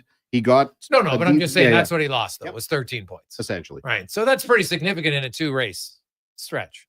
Right. And it's so challenging to wrap your head around because we're going to go to Calabogie next and then Trois-Rivières, Quebec. If the same thing happens in Trois-Rivières and they penalize him, he's not going to 4th spot. He'll go back to about 18th spot.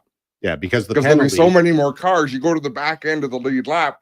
There was only 4 cars left on the lead lap because it had been a dominant performance. Right. So the punishment doesn't exactly fit the crime depending on where it happens. Okay. But I still think they had to do it. I still think it was a good call. Okay. And then now if you look at kind of overall, these two, like Lacroix and Cameron, it's in sports, it happens all the time. This one, yeah, we can say they respect each other, but you're almost getting to fisticuffs. Do you expect this to carry over the rest of the year? Yes. Yeah. 100%. Because these guys, they're very good racers. Like, they're in great equipment. They absolutely spend at the highest level. They've got great crew. They've got very, very experienced crew chiefs. And they, aside from being great drivers, they've got great equipment. They also have zero compromise. They're, the cliche is checkers or wreckers. This is how they carry themselves. I mean, Kevin, when he first came into the series, I remember talking to him. We were sitting at Kawartha on a Thursday before the race. And I said, look, you're really quick. This is just as he was coming in. And I had no idea what kind of monster could potentially be lurking beneath the sea. But I said, look, you're really quick. You maybe just need to get a little bit more aggressive in certain situations because you're kind of running in and backing out. And like, you kind of need to stick it. Well, here we are like 10 years later, and now it's gone over the top. But I think Kevin's he's very aggressive, but I think he's got a lot more awareness for the championship and kind of big picture racing. He's not going to back down from a fight, but he's also not always going to start one where it seems like Cameron right now he's really driving pissed off. And I'm not really sure why, but every little thing with Cameron right now seems to light the fuse and to kind of release He's on tilt. Yeah. And they're going to be racing together a bunch because, again, like Adam said, we're going to Calabogie in just over a week and then GP3R. So Calabogie's a new track for everyone. There was a test a couple weeks ago. We've never raced there. The surface is very, very abrasive. So that's also going to lead to a bunch of cars sliding around, people trying to save their tires. And GP3R is the biggest race we have on the calendar. This is the one that everyone, especially if you're, a Quebecois driver, this is the one that they all want to win. And, there's not a lot of give and there's not a lot of patience when it comes to, how hungry some of these guys are. Well, that makes it great. And for anybody who's interested, I would definitely recommend doing it. Now, you've been obviously covering this for a long time, Adam. And have you seen this intense of a rivalry between two guys? Yeah, for years. So the very first year that NASCAR went to the Grand Prix de Trois-Rivières, 2007, Andrew Ranger finished on top of Kerry Mix, one or the other, one car on top of the other. Security was needed to conduct the podium. We've always had good rivalries. The last number of years, we've had a lot of finesse drivers. Alex LeBay, Trayton Lapsevich, Kyle Steckley, different drivers when they come and they're really good. Scott Steckley prior to that. They're finesse drivers. These two are pit bulls. Cameron's a pit bull. Kevin Lacroix is a pit bull and a showman. He's there for the entertainment. They were booing him in Victory Lane last night and he appreciated it because he knows the worst thing you can have from a crowd is silence. Yes. Whether they're cheering or whether they're booing, as long as they're loud. Yes. That means they're engaged, right? 100%. Yeah. And it's fun. So have we had it before? Yes. This is cool because the drivers are kind of embracing it in a way they never have. And the Wetaskiwin race, just to recap it, because it's a smaller track in Wetaskiwin, and there's which leads to a lot more excitement overall. And obviously, in this case, there were some tempers that were heightened a little bit. But what did you make of the race this year in Wetaskiwin? It's one of the best races we've ever had there. There was action. So 300 laps. Our races are all stories, right? From start to finish, you watch things that go on, and you've got to keep track of who's angry with who and where the action is. There was about 30 laps, 40 laps where things settled down. But for the other 260, 270 laps, there's positions being contested. It was a great show. And again, the crowd was into it. When the crowd's into it, I don't know if the drivers can feel it or if you guys can feel it in the spotters stand, but the atmosphere was awesome. It makes a difference to me. Could you feel it, Colin? And how was it working with Kennington? I can still feel it. It was Saturday was awesome. Being part of the DJK racing program was really cool. I mean, we've known DJ for a lot of years. Some of Alex's first races when he started coming back and doing, GP3R, we raced with DJ. So we've known him for, 15 years. They put together really good cars. My driver was a kid named Ryan Vargas, an American, lives in the LA area. Just really, really passionate racer. He's, he's run Xfinity, he's run trucks, he's run in Europe. So the whole thing was just, great. Kind of a whirlwind, coming in, to people you don't really know, trying to get their language and what they're looking for.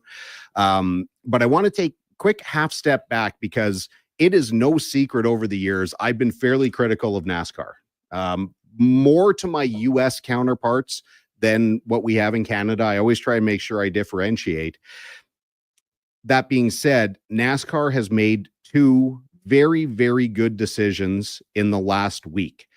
Decision number one, we haven't talked about it. What they tried at the last oval race before the Western Swing at Riverside was what are called live pit stops. We've gone away from live pit stops in a lot of ways because it costs teams a lot to bring extra personnel out, because generally when you need to change two tires, you've got to have almost 5 people. Yes. You need tire carriers, you need tire changers, and you need a jack person. The last couple of years, we can operate with a much smaller crew. It's less flights, less hotel, less, per diem. But they've tried to do reintroduce this live pit stop idea. And at Riverside is maybe the one track aside from Delaware that we could probably do this. But the rules under the live pit stop were really they were really strange, that you could only do one thing at a time per stop. So if you came in, you could change one tire. So you pick the tire you want to change. What? Yep. And you change that tire, you have to go back out, cycle back around, change another tire, go back out, come back around. Now, if you want to put fuel in, that was how you had to do it. And it's wow, that's asinine. I didn't even know that was a thing. I had never heard of it like this either, because generally we do live pit stops at Canadian Tire at Mosport. We can come in, change left sides or right sides. You're only allowed to change 2 tires per stop, which in itself is still a little bit crazy. You go out with one side of your car, fresh rubber, the other not, when you're making both turns. But anyway, at a track like Wetaskiwin, this is suicide. Like, we had a fairly small car count, and even still, the pit road at Wetaskiwin is really small. So as you're trying to get in, get around other cars, get your car, like, it was just like super potential for disaster. They told us in our drivers meeting, which was about an hour before the race, there's no way we're going to change. This is the way we're doing it. We'll talk about making changes for Saskatoon. And before we went out to run the race, they circled a bulletin to say, hey, we've listened to what you guys say. We agree. We're going to a break race. So they took the Wetaskiwin 300 laps. We did a break at lap 150, had a 5-minute break. So kudos to NASCAR for that. And I can't put into words how happy I am to see that they finally started to penalize this aggressive behavior, these last lap bonsai moves that, the driver in front can't do anything to defend. You could kind of wave them by, but when you're in the last 2 corners or you're on the last lap of a road course, you wave the guy by, you've lost. You try and fight for position, they drive into you, you've lost, and maybe destroyed your car or got hurt. I'm glad that they finally established, like we've said for years here, until sanctioning bodies say to drivers, that move is unacceptable, people will keep doing it, and they keep pushing the boundaries. So, this, in my opinion, was a really, really good week for NASCAR. All right. I didn't that live thing one tire at a time. That might be the worst thing I've ever heard. Yeah. Like, are you serious? Like, you might as well just. And well, I guess it's even for everybody, but still, that like they just no one wants to watch pit stops that much. Hey, why are they going back in the pits? Now they're changing the left front. Oh, now let's watch them change the right front. Like, are you kidding me? It's like offside review in the NHL. Terrible. Well, I knew it was a really, really bad idea when the idea was, broached during our drivers meeting, and NASCAR basically said, no, we can't make a change this close to the race. We've decided this is the way it is. And one of the guys, I don't want to throw anybody under the bus, said, who here is in favor of doing a brake race? And every single person there put both of their arms up.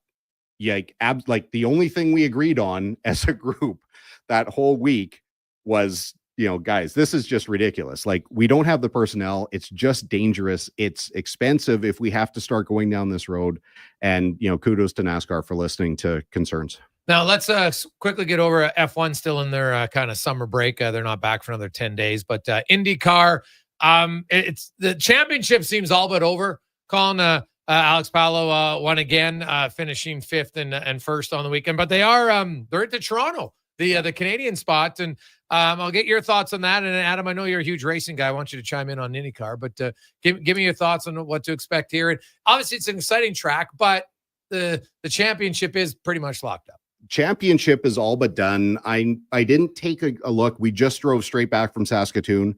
I think there's 5 races left. Palou has like 130 point lead, almost a 3-race buffer. So that, that's essentially a fait accompli. Toronto was a weird track because I remember it more from what we've done in NASCAR than the IndyCar side of things, having, worked as a spotter and a crew guy. And we put like, is it Kevin Green? The promoter of the race, it used to be Green Savary, came to us after one year that we won. He's like, you guys put on a better show than IndyCar does. He's like, you guys were awesome out there. The fans loved it. And we always raced on Friday, which is the free day there. IndyCar, they're quite a bit bigger. Like, they're wider cars, and their braking zone is so short. Yes. Like, so there's a lot of potential for contact, especially into turn 1, into turn 3 off of Lakeshore Boulevard. Hopefully, was that where Alex and Tracy almost came to blows because of it? Was it in that corner? No, that was San Jose. Oh, San Jose. Okay. Yeah. Alex ended up upside down with Danica a couple in IndyCar. Okay. Yeah. That wasn't fun. I have no more cars, mate. That was San Jose.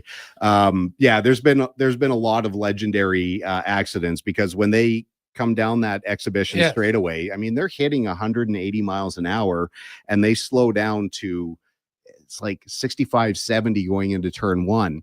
I've stood at the fence in between turn 1 and turn 2, and you watch this on TV and it looks like they're just cruising.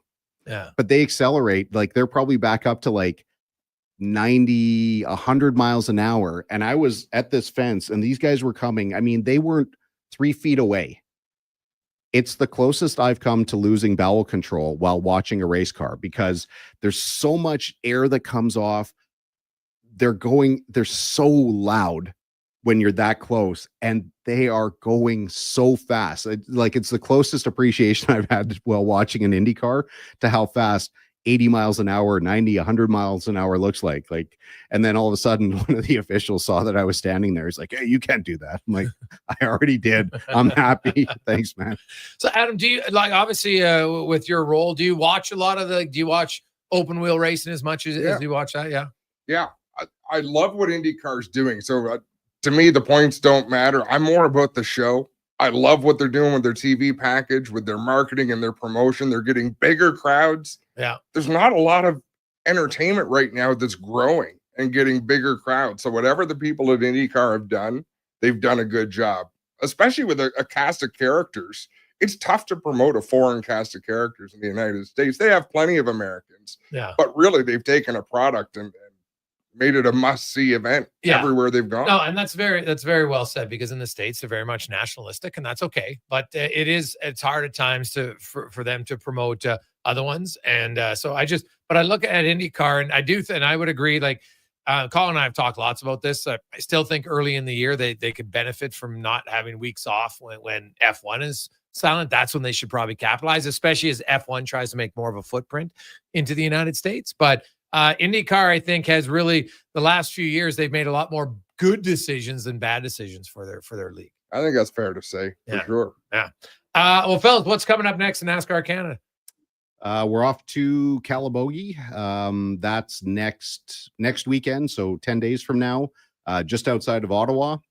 And then I think 2 weeks after that, we're in GP3R.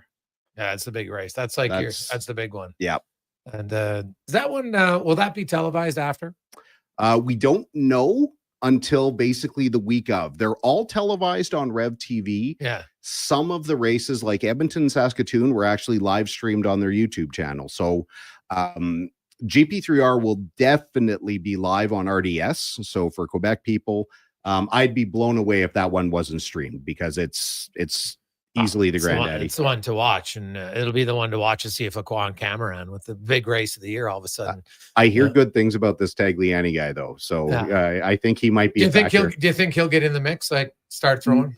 He doesn't. No. Well, Alex has a reputation. He doesn't race like that. Like, we'll maybe make contact with someone. I've never, and I've got one guy who always argues with me, but he's 100% wrong. I've never seen Alex make a move to take another car out, to do damage to somebody. There's, times where you maybe make a move, somebody closes the door, you got something you want to say, and I have a suspicion I know what you're going to talk about. Are you thinking for Alex? What Alex has never made a move to take someone out. Correct. So that's his intent. He's never made the intentional move to take somebody out. I'll stand by that. Do you have an example? I'm terrible at that, which is why I'm no good at fighting with my significant other when I've had a significant other, because I'm not good with dates and times.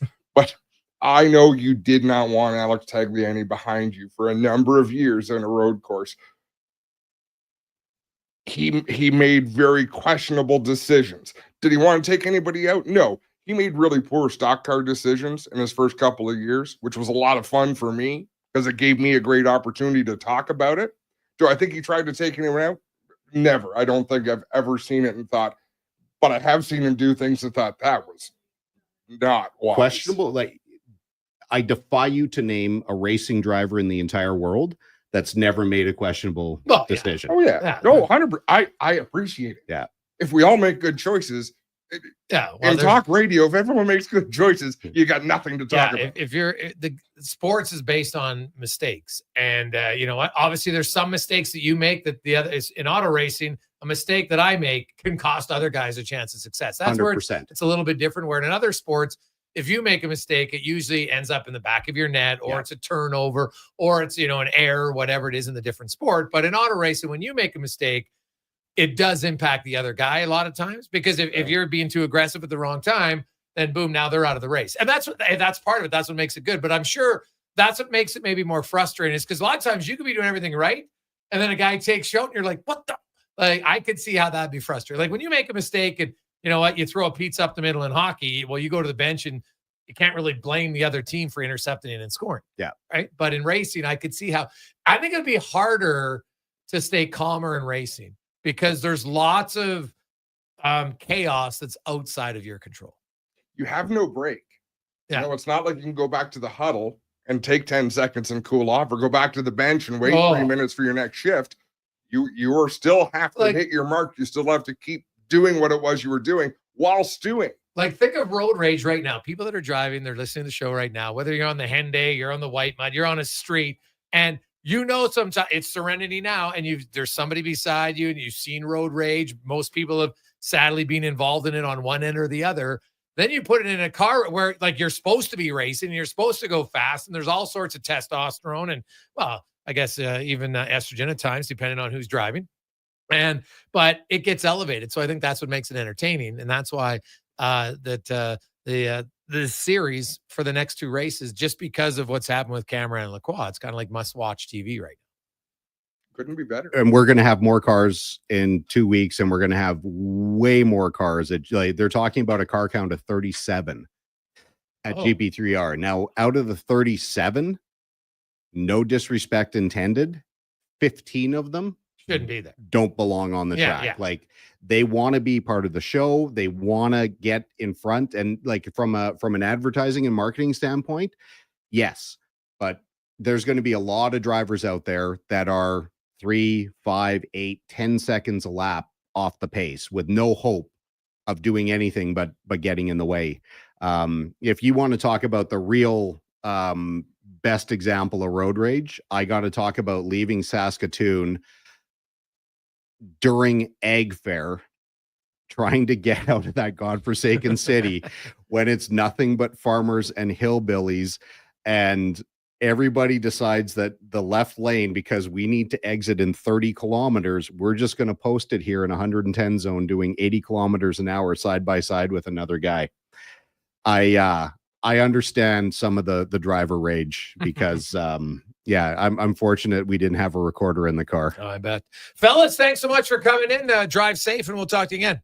Thanks so much. See you next week. Take a quick break. We'll return. It's a Gregor Show presented by PlayAlberta.ca. Hey, sports fans, we've got a clear choice for you. At Crystal Glass, we provide customers with the perfect glass for any job. From home to auto and even commercial, installation or repairs, we're your team. Call 310 Glass or visit crystalglass.ca. Crystal Glass. Well, get ready for a silly hockey fans.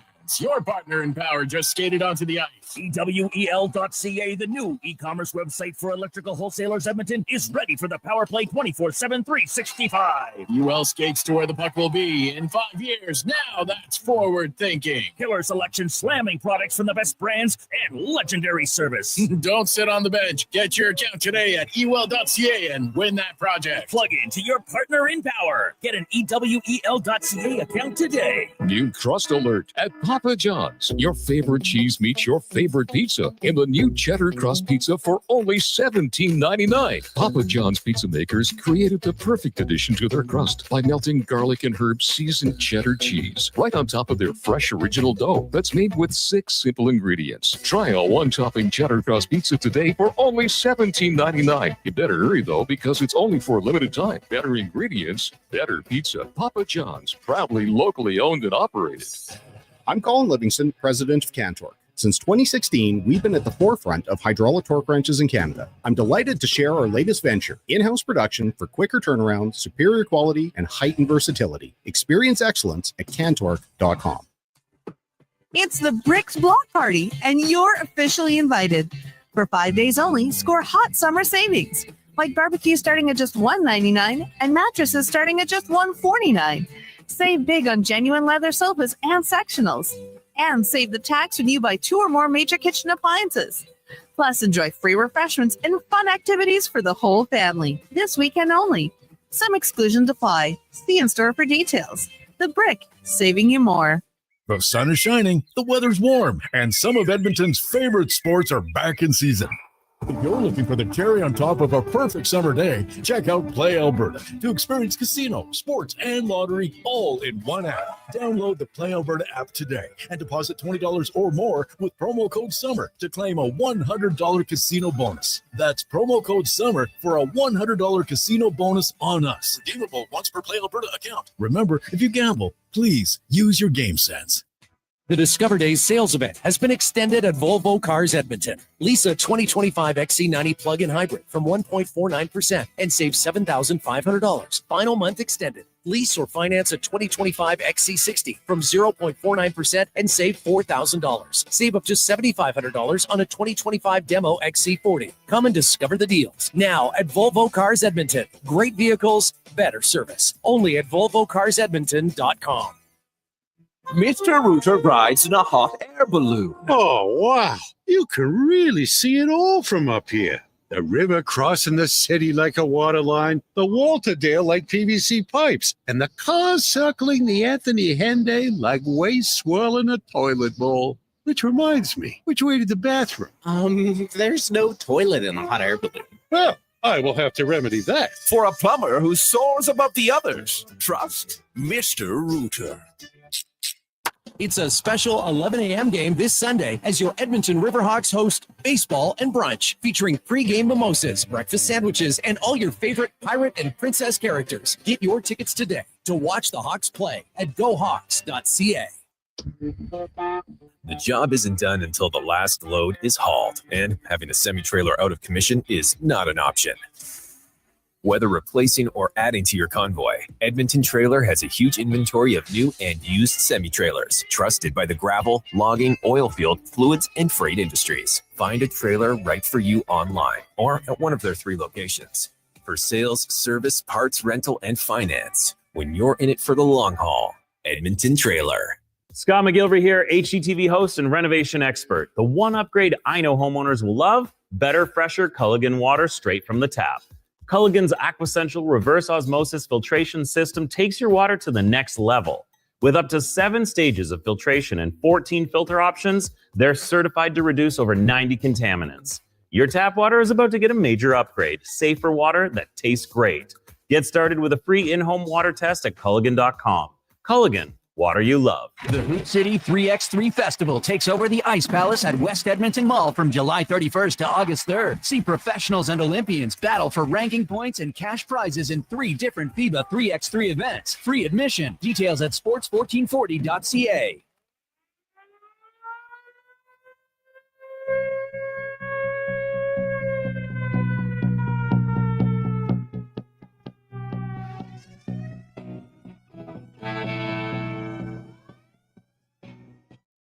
Portions of this hour brought to you by Sherbrooke Liquor, the best place for wine, cocktails, and beers from all over the world. Also, a variety of excellent non-alcoholic options. See more at SherbrookeLiquor.com. The Jason Gregor Show, the best of Edmonton sports talk and beyond. This is Sports 1440. Presented by PlayAlberta.ca, Alberta's only regulated online gambling website.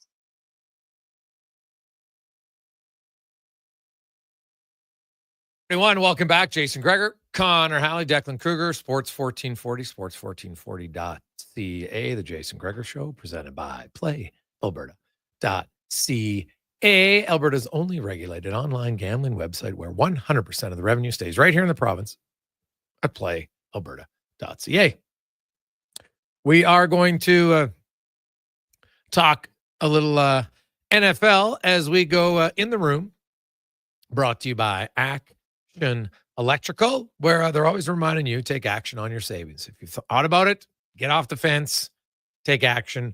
Solar, whether it's for your home or your commercial building, with huge savings. ActionElectrical.net. Over 50 years, very trustworthy company to work with. And we are nearing the start of training camp in the NFL. There's some more second-round pick signings. And to talk about all that and more, Brian Diardo from CBS Sports joins us once again. Brian, good afternoon. How you doing? I'm good, Jason. How you doing today? I'm doing pretty well. So I was having some fun earlier. Are the Cincinnati Bengals, without a doubt, the cheapest team in the NFL? Or is there other, who gives them a run? Because they always seem to be in these situations, and some of them I find perplexing. Well, it's good to be on with you, and it's hard to call them the cheapest team in the league when they did make Jamar Chase the highest paid non-quarterback in league history. He was just supplanted by T.J. Watt. They did sign T. Higgins, the number 2 receiver, to a really nice contract. Just a few years ago, they made Joe Burrow the highest paid player in league history. He's since been surpassed. I just think they're I don't know if stingy is the right word, but they have a plan as far as how they like to pay their players. And I think they're obviously focused on, locking up their offensive players and then kind of interchanging their defensive players, right? And you see in the NFL a lot. I mean, the Eagles just won a Super Bowl basically with that philosophy, right? You have to have, a star quarterback, star running back, star receivers, and then you just redraft your defensive replacements every 3 or 4 years. When guys get too expensive, let them go somewhere else. I also think the Bengals are principled in that they believe when you sign a deal with us, don't come back and ask for an extension before that deal's done, right? Now, obviously, Joe Burrow was an exception. He was on a rookie deal. He had clearly played that contract. The Bengals had to do something, right? But look at Jamar Chase. He played out his rookie contract. It didn't get to the franchise tag, but he played out his rookie contract before he got his deal. T. Higgins had to go on the franchise tag. So, for Trey Hendrickson, who I think just signed another extension 2 years ago, I think for the Bengals, it's we don't really care if the rest of the league went up in salary at your position and now has made you underpaid. Like, and I do believe that they have had, I don't think recently, but I do think that we don't know what he wants, right? I think that's the issue. With Watt, we all kind of knew he wanted to be paid more than Myles Garrett. We don't know what Hendrickson exactly wants. We know he wants to be among the highest paid. So I don't think they're the cheapest, but they're certainly stingy in how they like to spend their money. That's for sure. How good is like that defense was terrible, but one player can't save everything. I understand that, but how good do you think he is, Brian? Oh, he's great. I mean, he's led the league in sacks the last 2 years. He's had 17 both years. Like, he's great. I mean, he really is. I mean, and the fact that he's incredibly consistent, he's durable. I mean, you look at the reasons why the Bengals have had the success they've had since 21. Like, yeah, Joe Burrow has been great. Jamar Chase has been great. But, like, 21's also the offseason they got Trey Hendrickson, right? Like, and as you alluded to, their defense was historically terrible the first 12 weeks of last season. And, I think he represented, half of their sack total, somewhere around that. Like, not exactly 50, but somewhere around 50. So he's massive. I mean, that'd be like a player having half your goals in the NHL, right? Like, that doesn't happen. So, and then you add in that Shamar Stewart, their first round pick at edge rusher, he's holding out. You factor in they lost, their other, I think Sam Hubbard, their other stalemate at defensive end, the other guy, he just retired. So they don't have, and then their other first round pick from a few years ago, Miles Murphy, who plays pass rusher, he's been a bust so far. So, like, the issue is not only is he really good, their contingency plans behind him have not panned out. And like you just mentioned, the contract thing, it doesn't help that they haven't paid Shamar Stewart, who's holding out, because they've changed their structure and guarantees how they pay their new rookies. So they can't, I'll just say this, they cannot afford to have him not play for them this year. I don't think it'll get to that point. I think if nothing else, he'll have to play out this year and he'll go out. He doesn't have any leverage. That's the issue that most players face. Brian Diardo joining us here on the Jason Gregor Show. Brian, Connor Halley here. I just want to ask you, I know we saw a couple of years ago with the Cleveland Browns, they throw out the fully guaranteed contract to Deshaun Watson. And, there's some speculation that could this become a thing that happens with quarterbacks. Obviously, it did not happen. Now we're seeing in the second round of the NFL draft, the Browns and the Texans both giving fully guaranteed deals. But that led to hesitation amongst other GMs. And, would you give fully guaranteed or would you not? And we're starting to see some of these deals happen. Do you think there might be that discussion around the league that, hey, we've got to kind of kibosh this, stop this before it becomes more of an issue and maybe, that slips into the third round? That's an amazing question, and it's something that most people in the media aren't talking about when we should discuss it. But, I mean, that's why Shamar Stewart's holding out for Cincinnati. And I know he's a first-round pick, but that's why he's holding out. I mean, teams now are really trying to protect themselves from the guaranteed money. And I do think that is going to be more of a conversation, but I'll just say this personally. I think that the NFL won already as far as rookie salaries when I call it the Sam Darnold rule, right? Like the former Heisman winner got that massive contract. He wasn't a bust, but we can all say his career didn't pan out as far as the money that he got, right? There was a little bit of an imbalance there. And I think ever since then, the new collective bargaining agreement came into play the next year, and that's when you saw the regulated rookie contracts where they are now making significantly less money than they used to. And to me, I think a compromise is the guaranteed money. I don't think the players should have to give that up. There are like Najee Harris, for example, just finished rookie contract for the Steelers. Like, he didn't make a lot. Now, for all of us working average Joes, lots of money, right? But I think he made like $13 million, something like that. For an NFL running back who's probably not going to get a big second contract, which he hasn't to this point, that's not a lot of money, like, for them, right? As far as career, or he maybe could live off that the rest of his life, probably could, but like, whatever. So I don't think they should have to give that money up, and I think that is something the NFLPA should fight back hard. And actually, I don't think they're doing enough for Shamar Stewart. I think, again, they sacrificed a lot for getting less money as rookies. I don't think they should sacrifice that either. Just looking at the Indianapolis Colts right now, and some reports coming out there that Anthony Richardson should be good to go for camp. I mean, this guy's one of the most polarizing players in the league. He was drafted 4th overall, and they don't know what they have. I mean, he's taken himself out of games in the past due to fatigue. Daniel Jones is the other option there with the Colts. Who do you think ends up with the starting job for the Indianapolis Colts this year?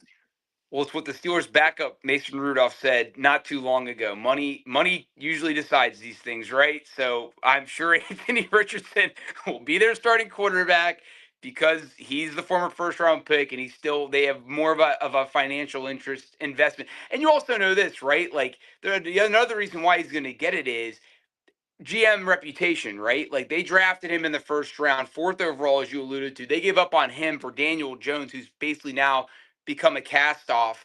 That's not going to look good, right? But at the end of the day, if you win, people do forget those things, right? So if Daniel Jones, the only way Daniel Jones is going to win that job, barring an injury to either of them, is if he embarrasses Anthony Richardson during training camp. And we also got to wonder, will he even get that chance to, right? Is he going to be saddled with the second string most of the time? I will say, I don't think Richardson's back yet. He hasn't had any time with the team this offseason because he's been rehabbing. I would say Daniel Jones would get a chance. I'll say this. I think Daniel Jones is better than Anthony Richardson, and I would personally 1,000% start him at quarterback over Anthony Richardson. Like his career completion percentage is under 50. That was okay in the 50s. That's not okay in now. Like that needs to be 20 points higher this way. I know he's a running threat. I know he's still young. I wouldn't pull the plug on him now. But if I had my option to pick, like people forget that like Jim Plunkett was a cast off like Daniel Jones and was a Super Bowl MVP at the end of his career. Like this has happened in the NFL before. I think Daniel Jones was in a terrible situation in New York. He clearly has things he needs to improve on, decision making, holding on to the ball too long, being more decisive. But he's an athlete. He did win the Giants a playoff game. They're only won since they last won a Super Bowl. To me, I would play Jones, but I think they'll give Richardson, obviously the shot to be QB1. Brian Diardo joins us. Brian, you had mentioned earlier about the NFLPA, and they need to do a better job. And I had the reports coming out how, there's lots of people wondering, there's guys working for the NFLPA who seem to maybe have like, too close of a connection to the owner's side of things. And we saw this in the NHL years back. The NHLPA got really frustrated with the head of their PA, and their new head of PA right now has made a massive difference.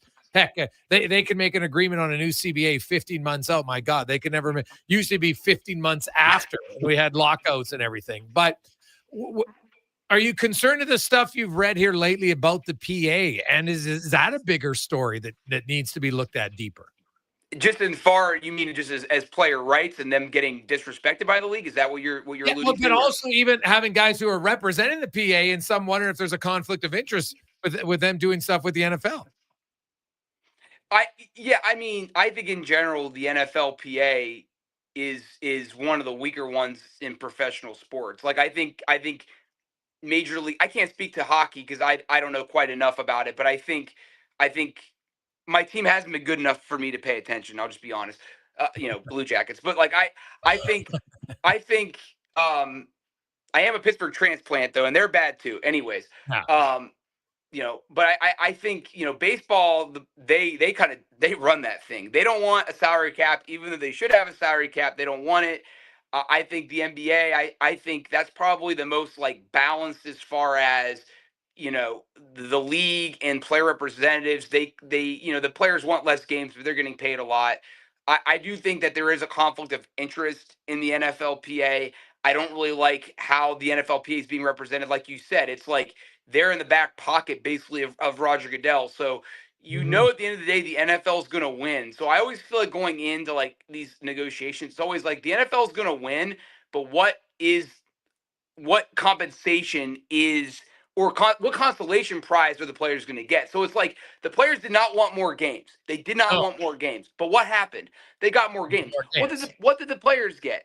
They got to not get drug tested for pot anymore. That's what they got. Like, so whenever they complain about more games, like that is what they ultimately got. Other things, and there was more. Like, I'm simplifying a very complicated matter, but that ultimately is what happened. The players aren't going to get drug tested for pot anymore, and the league got more games. But who really won? The league won easily. And so, to your point, they are like, there's going to be 18 games. The league is always going to get what they want, and I think until there's now, the funny thing is, it used to not be this way. Like when Gene Upshaw was in charge, players cleaned up back then. That's why the players make the money they make now, because Gene Upshaw was a legend, not only as a player, but as an NFLPA leader. He was a legend.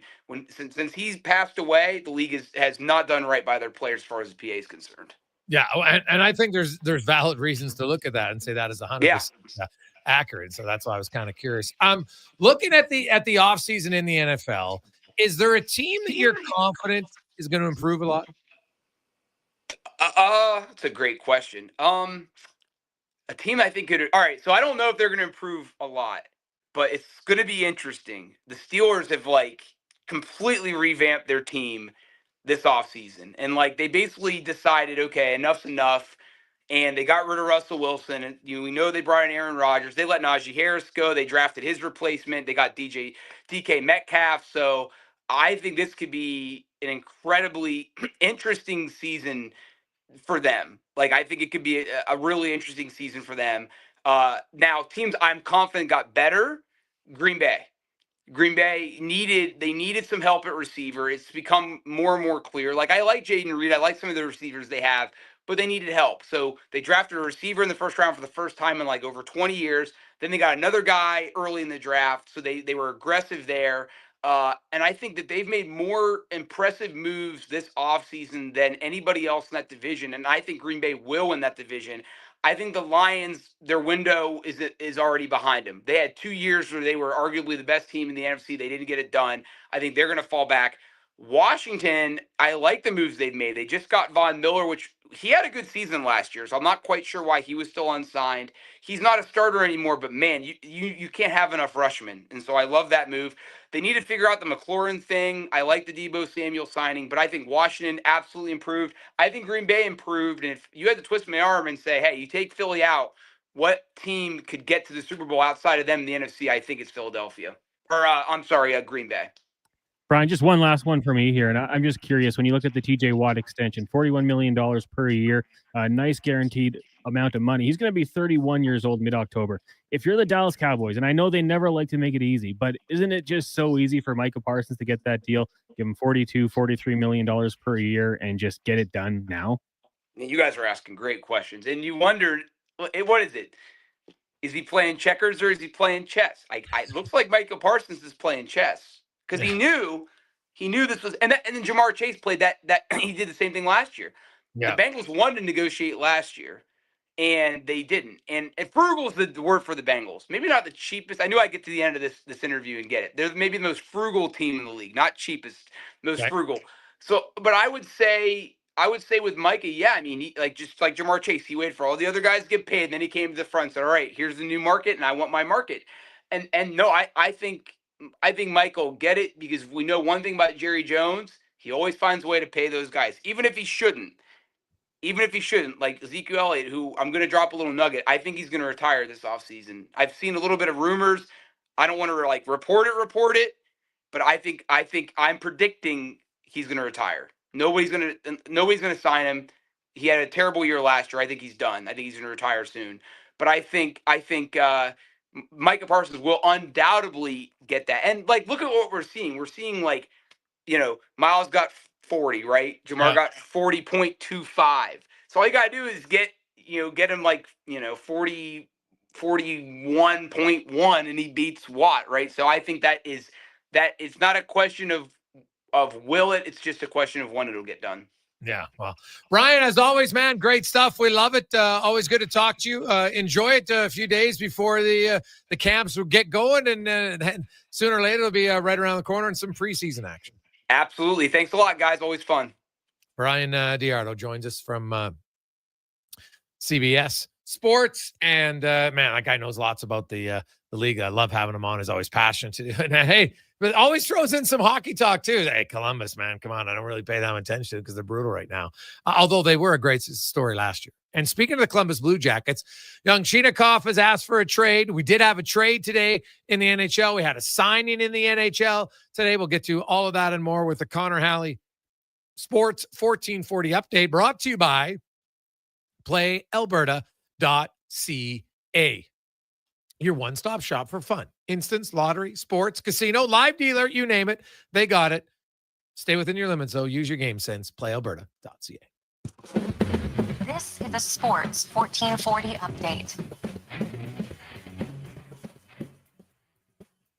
Dakota Joshua's time in Vancouver has come to an end as the forward was dealt to the Toronto Maple Leafs earlier today in exchange for a 4th-round pick in the 2028 draft. Joshua has 3 years left on his deal with a cap hit of $3.25 million.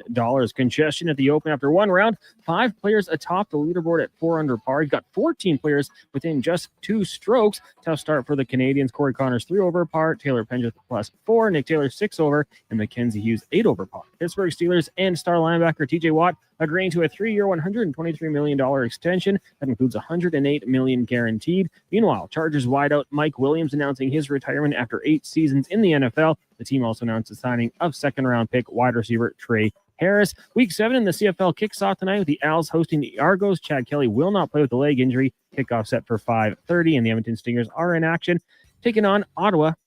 That one gets going just after 5 o'clock. Coming up in hour 3 of the Jason Gregor Show, we'll ask 5 questions and be joined by Jeff Baker, talk a little Seattle Kraken. I'm Connor Halley. This has been a Sports 1440 update.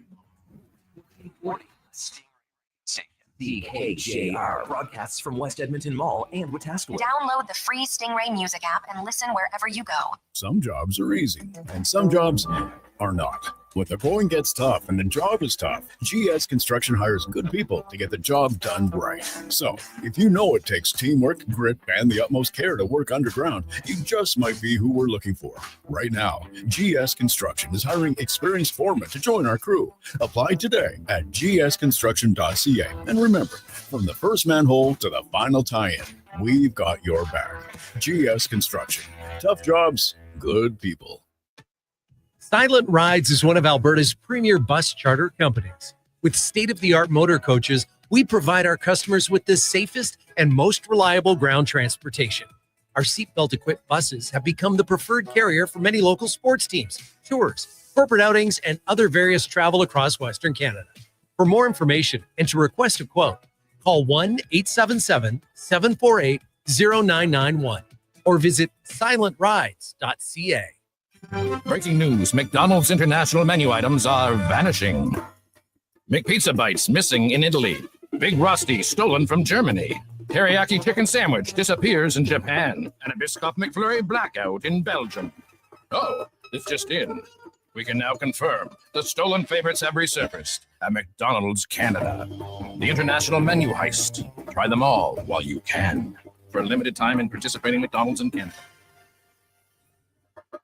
Is your company drowning in paperwork and administrative tasks? Do you need more data to make better decisions? Nectar.io is your company's all-in-one solution for fleet and materials management, safety, time cards, and GIS-based project management. Now is the time to capture and transform field, site, and shop data into boardroom-level business intelligence, all with one login. Visit Nectar.io to book a demo today. Nectar.io, your business made better. Hey, Gary, is that your dad? No, this is Evan, the new sales rep I hired. Oh. First impressions matter, but when hair loss takes over, it can feel like you're not being seen for the maverick you truly are. Just after 3 o'clock, welcome back, Sports 1440. Surgery, we Sports know 14. that hair loss is more than just a cosmetic issue. It's personal. Let's discuss all the cutting-edge options available so you can make a great impression every time. Book a free consultation today at drvanselliot.com. And we're going to have more cars. Golf season is here at Wolf Creek Golf Resort. The fairways are green, the sun is shining, and it's time to tee off with friends and family. Whether you're a seasoned player or just starting out, Wolf Creek's championship courses are ready for you. Book your tee time today and experience one of Alberta's premier golf destinations. Visit golfnorth.ca/Wolf Creek for details. Wolf Creek Golf Resort. Your golf adventure starts now. B2 Gold needs mill operators for their new Nunavut mine. Earn $110,000 to $130,000 with a fly-in, fly-out rotation and paid benefits. Get in on the ground floor of a brand new operation. Visit the B2 Gold Job Fair, July 17th and 18th at the Terrace Office Tower in Edmonton. Japa Machinery Group knows that XCMG may not roll off the tongue, but Japa's team will help keep your construction jobs rolling on time and on budget with heavy equipment sales and rentals. Visit japamachinery.com to find out more.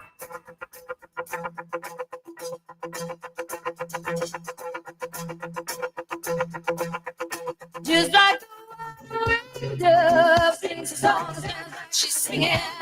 Ooh. Portions of this hour brought to you by Culligan for all your residential water needs. Your local water treatment company, more than just big bottles. Culligan.com. From puck drop to kickoff, it's the Jason Gregor Show on Sports 1440. Presented by PlayAlberta.ca, Alberta's only regulated online gambling website.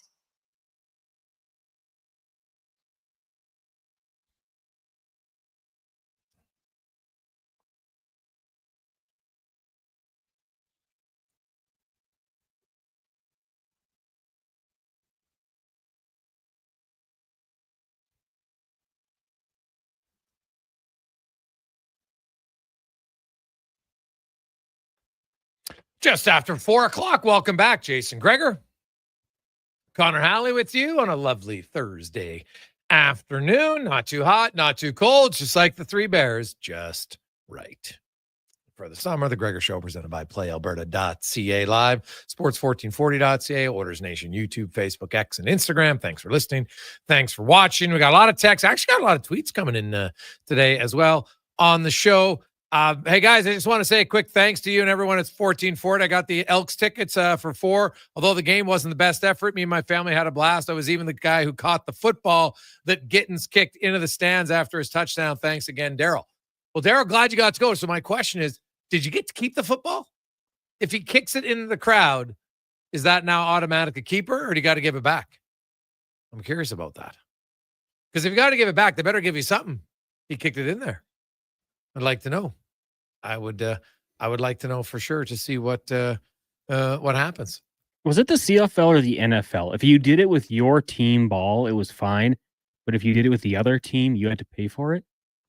So like if a DB had a pick 6 and whipped it into the crowd, I think you had to pay for it. Yes. Yeah. I think that was in the NFL. Yeah. Mm-hmm. But see, if it's your ball, all good. Yes. Team will cover it. But yeah, that's cool. Yeah, well, I don't know if he kept it. We'll find out. Daryl, text back in. I'd be curious to know if it happens or not. So we got lots of show recommendations, which we'd like. Hey, Gregor, do you think the Oilers should have went after Dakota Joshua? No, they don't. A, they don't have the cap space. B, they've got Frederick, and so no, I don't think. Honestly, though, like that, I like that trade a lot for Toronto. I really do. They give up a 4th rounder. Right, like they lost Mitch Marner. They didn't really think about it. Marner and Tavares left, and I shouldn't say left. Tavares is still there, but he went from 11 mil down to 4 and a bit. So, even Tavares and Dakota Joshua together don't compare to what he made last year. Then you throw in the Mitch Marner contract, and you got Nick Roy, but add in his, and he still doesn't add up to Tavares last year. So. I actually really like that trade for Toronto. He's the other thing. Not only is he physical, you know what? Not his contribution to your team. He's one of those players who's not just going to be on points. Not everybody's contribution to your team is valuable solely on points. Now, which ones aren't? I do believe guys who bring a physical element, who do some other things, that matters. It helps to the psyche of your team. You talk about it a lot. And I think that helps the Toronto team that, hey, they got Max Domi. Matthew Nyes isn't overly tough, but, he plays a hard game. They got Pizzetta. So they got down the lineup, but Dakota Joshua is a legit top 9 forward in the NHL. And could he get back to 15 goals? I think you look at their forward group and they're like, hey, this guy's probably on our 3rd line. And there's nothing wrong with that. I think he's an upgrade over some of the other wingers they have. And he brings a different style of play. To be a winning team, you need different styles of play. And if the Leafs believe that they're going to go ahead against Florida, they need a little bit more sandpaper in their lineup. There's no question in my mind. Right? Like Reeves, Reeves is tough, but he doesn't play enough. I mean, he's not the answer. I would think they got to go out still and find another player similar to Dakota Joshua. But you give up a 4th rounder in 2028 for him? That's great. Now, I know there's been some speculation. Hey, Gregor, I'm a Canuck fan. They make this deal so they can sign Jack Roslovic. Okay. Great. How good is Jack Roslovic? Right? Honestly. he was a player. There are some guys that go to Carolina and they end up, because of that system, looking better than they are. He scored 22 goals. Do I think he can do that in Vancouver? No, he did score 22, if I'm not mistaken, in Columbus as well. So it would be dumb of me to say he's not capable of it, but I don't know. Is he a second line center on your team? And if he is, then I would say your team doesn't have great center depth. So obviously Elias Pettersson's their number one center. But after that, they got like Philip Hedl. But can you rely on Philip Hedl, unfortunately, due to the concussion problems? I don't know. So I guess they could go out and get Roslovic. But like if you said, hey, I can get Roslovic, would I have traded Roslovic straight across for Dakota Joshua? Different players. They had different things. Now, I know the Canucks are going to look and say, hey, we got Evander Kane, so we think Dakota Joshua is expendable. And I'd be like, okay, but why couldn't you have both of them? Right? Like Evander Kane's in the last year of his deal. Maybe he resigns. Vancouver's home. Maybe he does. But I don't mind Dakota Joshua at all. I kind of like it. Hey, referee Robbie chimes in. Hey, boys, they have to exchange out the footballs now as the game balls are chipped and expensive. The X will give the fans an actual CFL game ball, just not chipped. Security will do the delivery to the fan in the stands. Well, thank you very much, Rob. That makes a lot of sense, right? So the ball is chipped, not like chipped because it's ruined, but there's a chip in the ball, so they keep that. So they will. They're expensive. They put a chip in the ball, so you won't get to keep that one, but you will get like another ball that looks exactly like a game ball, maybe a signed one. I'm sure, and I could ask Chris Morris this, but I would guess they would have a few on hand. It says, okay, well, we'll find this, and maybe it's signed by a certain player, and away you go. Now, if you're a fan at the game and you get a ball and it was thrown in or kicked in this time by Gittins Jr., to me, if I'm the Elks, what I would do is I'd go to the fan and say, hey, so we give us the chip ball back. Most fans are going to be like, okay, we will give you a ball signed by the player who threw it into the crowd. That's what I would do. All right? That's what I would do. Hey, Gregor, Reeves is gone. I know. That's what I said. They lost Reeves, but he didn't play a lot, right? He's in San Jose. So Toronto wanted to add some, but they're adding a guy who plays a lot. So there you go. Hey, guys, and Daryl did get back in, exactly what Rob said. The game balls have a chip in it. They're quite expensive. They did give me another ball, though. It was a great memory. All the fans around me were going crazy. It was a blast. Thanks again from Daryl. Well, there you go. So I'm a big believer. When others have success, if you celebrate with them, then it's even better for you. So, hey, Gregor, so if the Leafs have to toughen up, where do the orders stand if they were hypothetically going to meet the Panthers in the final again? Well, I think Edmonton had a tougher team than Toronto to begin with. And I do think, could Edmonton add another guy like that? 1,000%. But it's different when, like, Edmonton's got to get through the West first, and Florida's got to get through the East. Toronto's in the same division as Florida. So the odds are infinitely higher if they're in the playoffs that they're going to meet Florida. So I don't know if I would ever build a team to beat a team in the Stanley Cup final, because there's so much that has to happen. You got to have 6 playoff wins between the two of you just to meet. Toronto might have to have no playoff wins because they meet in the first round, or they might be 2 combined if they meet in the second round, right? So it's very different. But Edmonton has, more toughness anyway than Toronto. And if I look at Edmonton, could they add another one? Sure. I think there's some other things that, I think some would argue, say, hey, Gregor, they need a right shot defenseman. I don't care if he's physical or not. And I'd be like, you are 100% correct.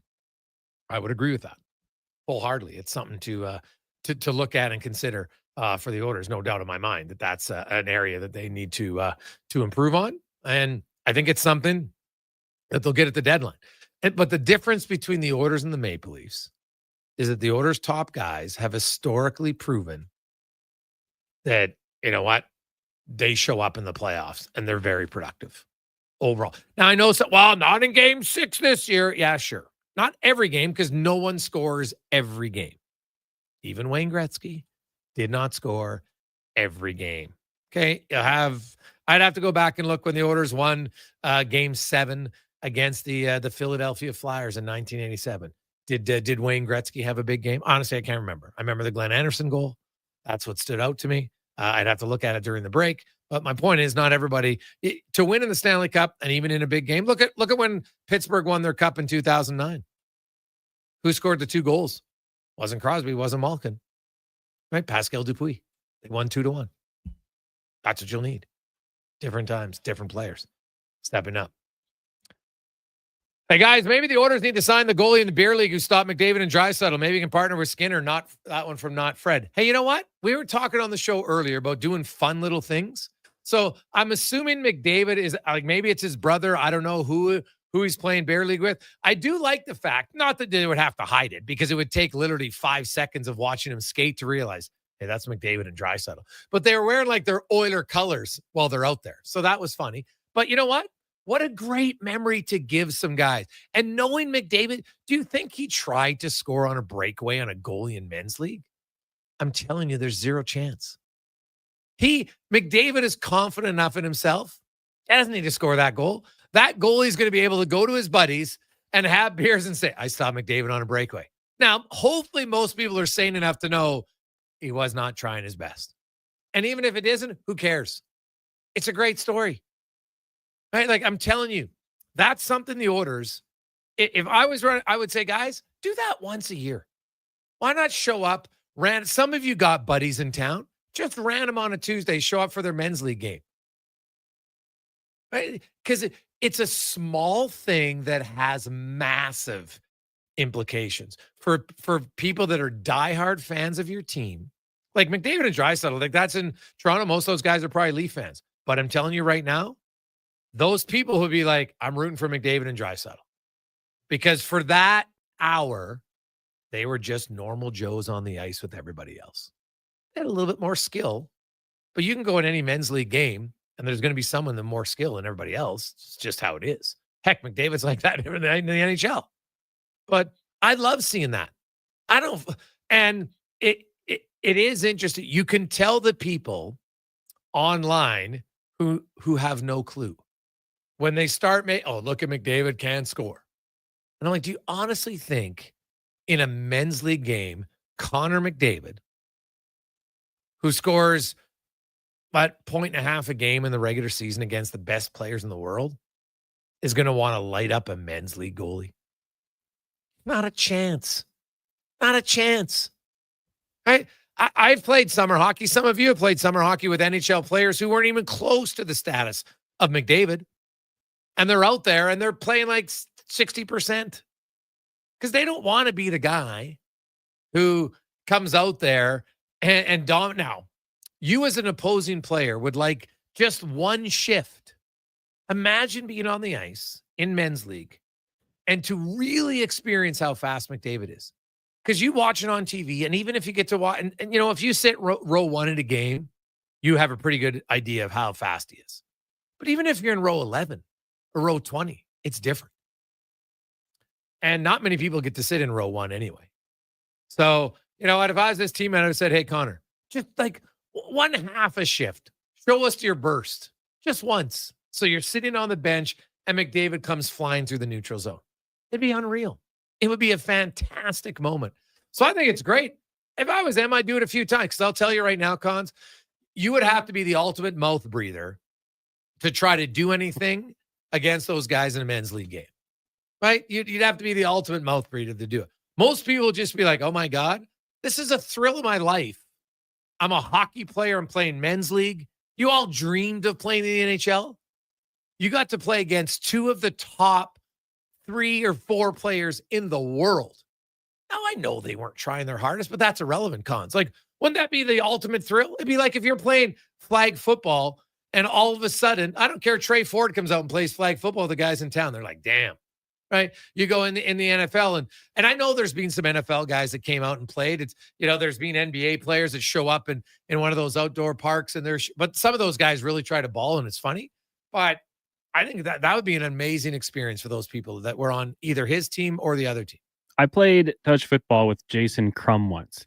Won a Grey Cup with the BC Lions, and his athleticism blew me away. Touch football, he returned to kickoff. I've never seen that happen before. But yeah, I'm with you. Like, wouldn't it be cool for just one rush? Hey, Connor, we're going to give it to you behind the net. Can you do it once full speed, or like on a power play? Leon, can you score from the spot? Just one shot. I want to see this in person. Like, it would be so cool to see those types of things and just get a real perspective on how good these guys are. The thing is about Draisaitl, I don't think he'd want to shoot from that angle and hit the goalie and possibly hurt a guy. Because, like, no offense, the guys in men's league, they're not taking shots from Leon Draisaitl, right? Like, lining up Bob the electrician for his one-timer. No offense, Bob the electricians. It ain't close.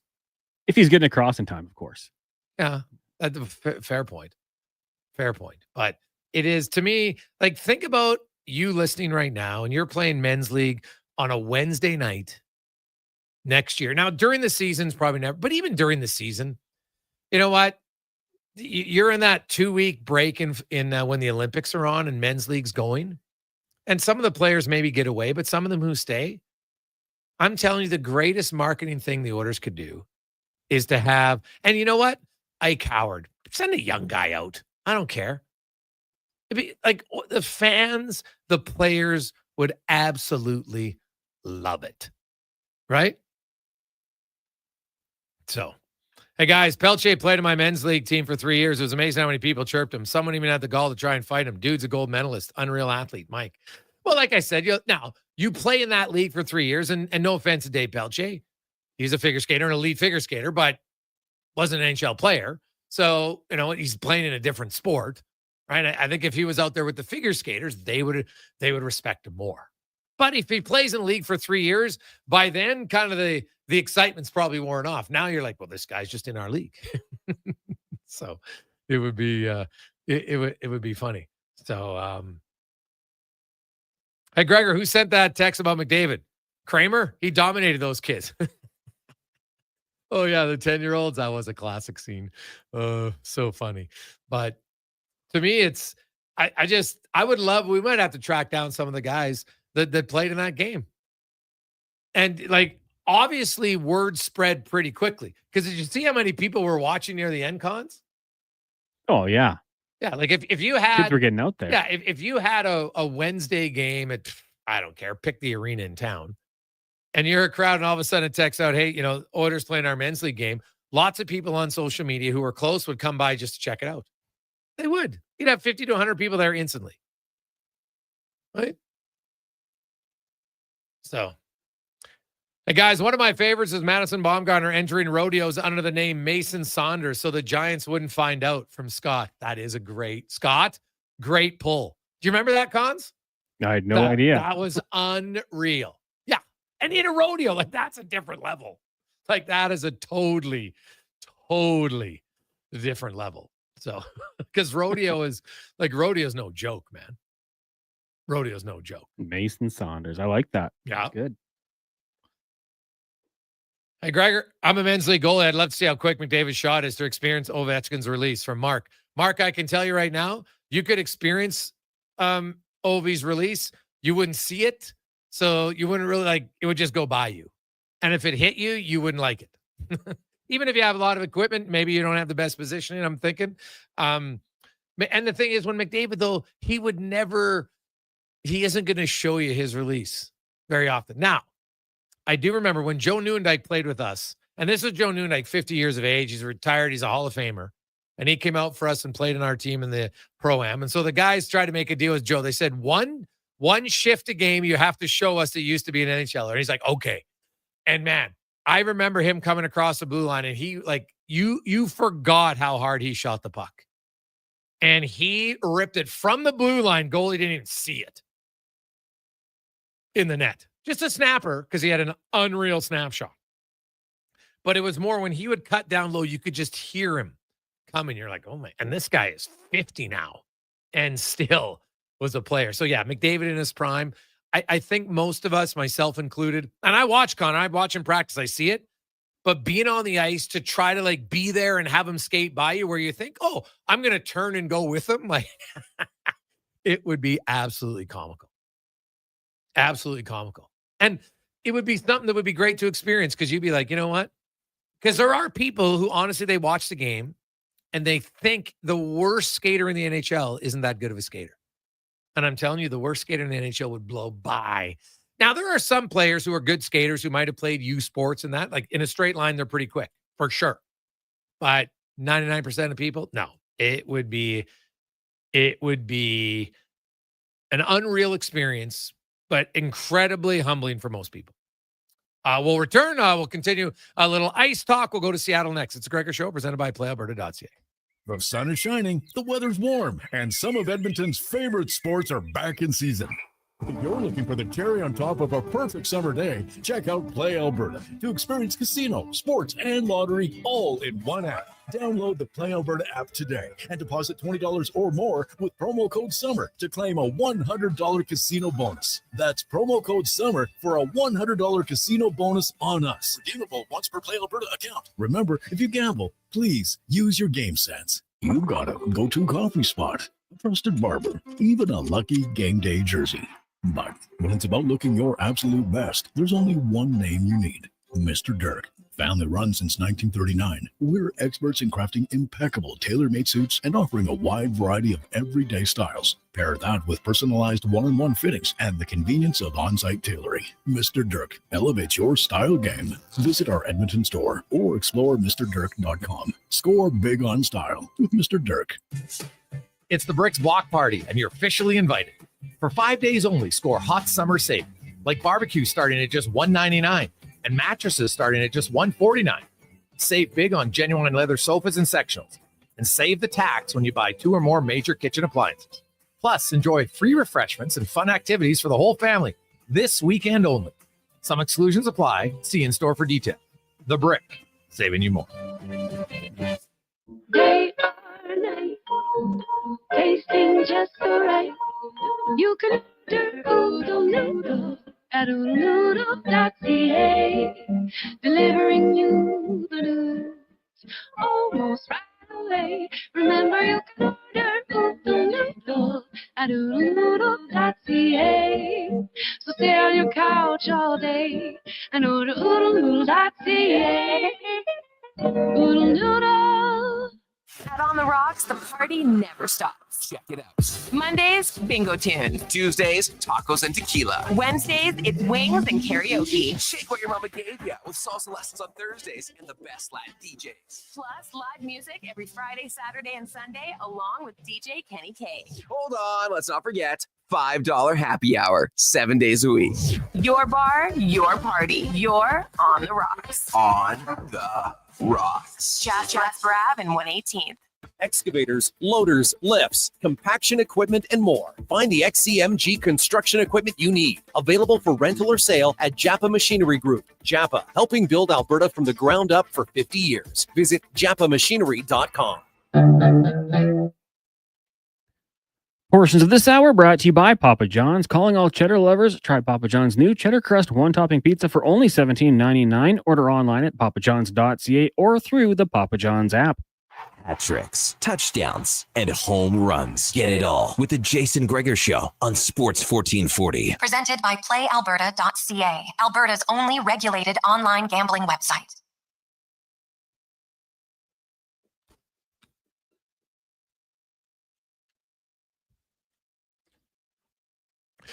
$427.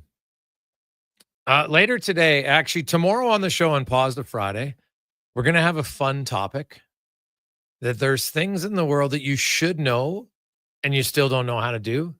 And I've got one that's ridiculously embarrassing. We'll talk about it tomorrow. So I'm giving you some advance warning. Things that are pretty simple and common that you should know how to do and you still don't. We'll get to that tomorrow on the show. So plan ahead, 833-401-1440, 833-401-1440. Jason Gregor, Connor Halley with you. It's the Gregor Show presented by PlayAlberta.ca as it's time to go around the NHL, brought to you by McDonald's. And right now, the international menu heist is happening. The Germany's Big Roasty, Belgium's Biscoff McFlurry, Italy's Pizza Bites, and Japan's teriyaki chicken. You can get them all for a limited time only at McDonald's. And we stopped today in Seattle to discuss the Kraken as Jeff Baker joins us from the Kraken. Jeff, welcome to the show, man. How you doing? I'm doing all right. Doing all right. Long summer dragging by. Yeah, not quite as long for you guys in Edmonton, but yeah, you had to make the Stanley Cup Finals first. We're still working on that. Yeah. Now you look at, you're the vice president doing editorial and content and everything for the Kraken, and you're looking at kind of their off season. If you had to evaluate, I guess let's start with the change behind the bench. What do you make of that move? Well, I mean, if you notice, we also made a change in the front office. I mean, Ron Francis is now the president of hockey ops, and Jason Botterill is the new GM. In a lot of situations, the GM does pick his head coach, and that's what the Kraken decided to do rather than let it play out for a couple more seasons. You got to look at the long-term vision of what you want and where you want the team to be, and that's where they decided to go. And so. It was a quick change, and a lot's going to be expected this coming season. Are they going to play a different style, do you think? I think you're going to see a team. I mean, you can see it with some of the player moves that we've made, already this summer, bringing in guys like Mason Marchment. You've got a really condensed schedule this year. It's gonna require a lot of toughness. It's going to require resiliency. It's going to and one of the things the Kraken that we wanted to do at the end of last season was get players to the net front more. Regardless of whether that's in front of your own net or in front of the opposition net. You want to be able to do that a lot more if you're the Kraken, and so that's with what we've got with Marchment, you can do that on the offensive side. And then, with Ryan Lindgren being signed, he's a pretty tough guy in front of his own net. I think you're going to see a little bit of a tougher team next year, a bigger team for sure. We've got some bigger size up front between some veteran guys and some young guys that we're hoping to have come up and make the team out of camp. And so, it should be a bit of a different looking Kraken team than what we've been used to. Looking in goal, Grubauer, Joey Decord, obviously they're very confident core. They gave him a long-term deal at $5 million, and Grubauer, maybe for, he's had glimpses, but he hasn't had the stretches that they were hoping, when they got him at $5.9 million. Is this like a tandem now? Do you see one of these guys being the clear-cut starter? Oh, I think Joey Decord's looking more and more like the clear-cut starter. And then after that, you've got not only Grubauer, but we just signed Matt Murray as a free agent as well. And, there's every expectation that he's going to be playing NHL games this year. So it's going to be quite a fight, I would say. And, Grubauer obviously has been a number one throughout his career, but he had an off season last year. And, it's going to be up for him. If he wants to get that back, he's going to have to, go out and show that he can take that from Decord. Decord's had some excellent runs the last couple of seasons. And if anything, the reason maybe his numbers declined a bit towards the end is he was just playing so often. Right. And, look, whoever's going to be behind Decord this season, is going to have to get in there for more games, more quality games than what we've seen behind him in the past. And he's going to have to be able to take a few nights off every now and then to keep his numbers where the team thinks it should be. I mean, he can handle a big payload of games, but I think sometimes they were pushing the limits a little the last couple of seasons. So it's going to be Decord and those two other guys. Let's see how this schedule goes. You never know. It's so condensed. There's going to be so many games played one on top of the other because of the Olympics that having three goalies might not be the worst thing. Yeah, the Kraken, they've got some young guys. I think they're hoping that Shane Wright takes another step this season. Matty Beniers probably hasn't gotten back to the player that it was in his second year, and hoping that he can take a big step. But they got a young guy in Berkeley Catman on an unreal year in junior, but junior is a big way away from the NHL. What do you think the chances are that he's on the Kraken next season? I think we're going to give him an excellent chance to make the team out of training camp. You don't forget, he's in the same situation that Shane Wright was in Whereas, you know, if he doesn't make the team, he's got to go back to junior hockey where, you know, he's been putting up 100-point seasons, you know, like nobody's business. And, you know, there's some questions lingering about, you know, how much benefit that would serve his development to go back to junior, same as Shane Wright. And he's a year older than Shane Wright was. Don't forget, Wright was 18 when the Kraken brought him in as a rookie and had to make all those, had to have him play for all those different levels of hockey to try to keep him, you know, from playing a full season of junior. And Wright was 18, and this guy's 19, so they can't send him to the AHL. He's going to get every opportunity to make the team out of camp. We've got a lot of centers floating down the roster right now, but I mean, it's possible they could move him to wing. I mean, it just depends. Depends on what he shows in camp. I mean, if he goes in there and he's completely overmatched physically, then it, you know, it makes the decision a little easier. But I don't think anybody's expecting that right now. I mean, he's you know, he's proven himself against some pretty top caliber competition, including Gavin McKenna in the Western Hockey League championship round. So, you know, he's been able to stand up to some pretty good competition and fare very well. So we'll see. Two young players yet to sign, Capo Caco and Riker Evans. What's the latest on their contracts? And are we talking long-term, or do you think it's going to be bridge deals? I mean, that's a good question. I'm not doing the contracts. I'm not worried about, you know, either of them getting signed. You know how this goes. They wait up until a lot of times goes up until, well, in Caco's case, you know, he's got an arbitration date. I think it's on the 25th. Yeah. So that'll probably go right up to the end, like it always does, and then you know, the sides will strike a deal, like usually happens. And then I mean, Riker Evans, that could go all the way to camp. Who knows? But I mean, we're definitely not I don't think the team's letting him go. So. You know, that'll get done. As far as the longevity of the deals, I think we got to see what else pans out the rest of the summer. I mean, if the Kraken are done making moves, then, you know, you could probably look at your finances and see where everything projects going forward. But I don't know yet that they're done making moves. We'll see. So because there's been some rumblings about the Kraken and, okay, they're not done. What would they like to add if they're not done? Do you see a glaring need still to fill? Well, there's no secret that the team had some struggles scoring goals last year and in previous years as well. You know, even though they improved their offense somewhat last season, it's probably not where they exactly want it to be. So another winger probably help. Yeah, you know, I'm talking about a top six winger, not you know, somebody in the bottom six. We got plenty of those on the team. I mean, that's something that could probably be intriguing. I don't know that I'd go out and sell the farm for it.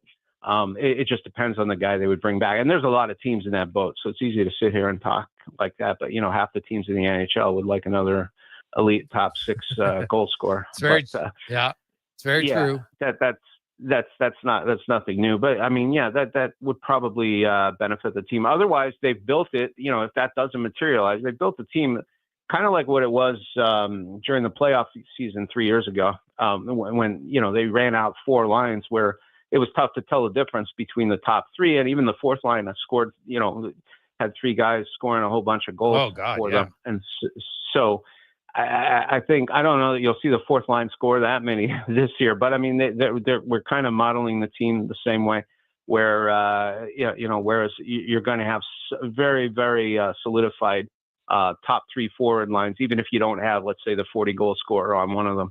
And Jared McCann scored 40 goals for them in that season a few years ago. He's not that far removed from it. So, you know, we'll just have to wait and see. In your conversations with Lane Lambert, do you have an idea of what style of play he wants? Are they going to be more aggressive under Lambert than maybe they were under Hacksaw? Is that fair? I think Hacksaw wanted them to be aggressive, to be fair. Okay. He just couldn't get them to do it at times. And in fairness, the personnel now is a little bit different. So, yeah, they're obviously going to be more aggressive. You know, when you got guys like Ryan Lindgren, guys like Mason Marchment coming in, and you got Yanni Newman, who might make the team. He's one of our top prospects in the AHL right now, 6'4", 220-pounder on the wing, and he plays with a real attitude. So I mean, we've got probably a tougher team than what Hacksaw had a few seasons back. And yeah, Lambert's gonna. The big word with Lambert right now has been accountability, and he's bringing in his team. I mean, he's known for communication, but that goes only so far. He's the boss. The players are the players, and he's going to get them playing the way he wants. And that's kind of the mission statement. I mean, the Kraken, I don't think it's a secret. We're tired of changing coaches. We want this one to work, and they want a coach that's going to fit the style they want to play, which is more aggressive, and definitely, tightening up the back end, being a little more disciplined, I would say, especially on defense on the back end.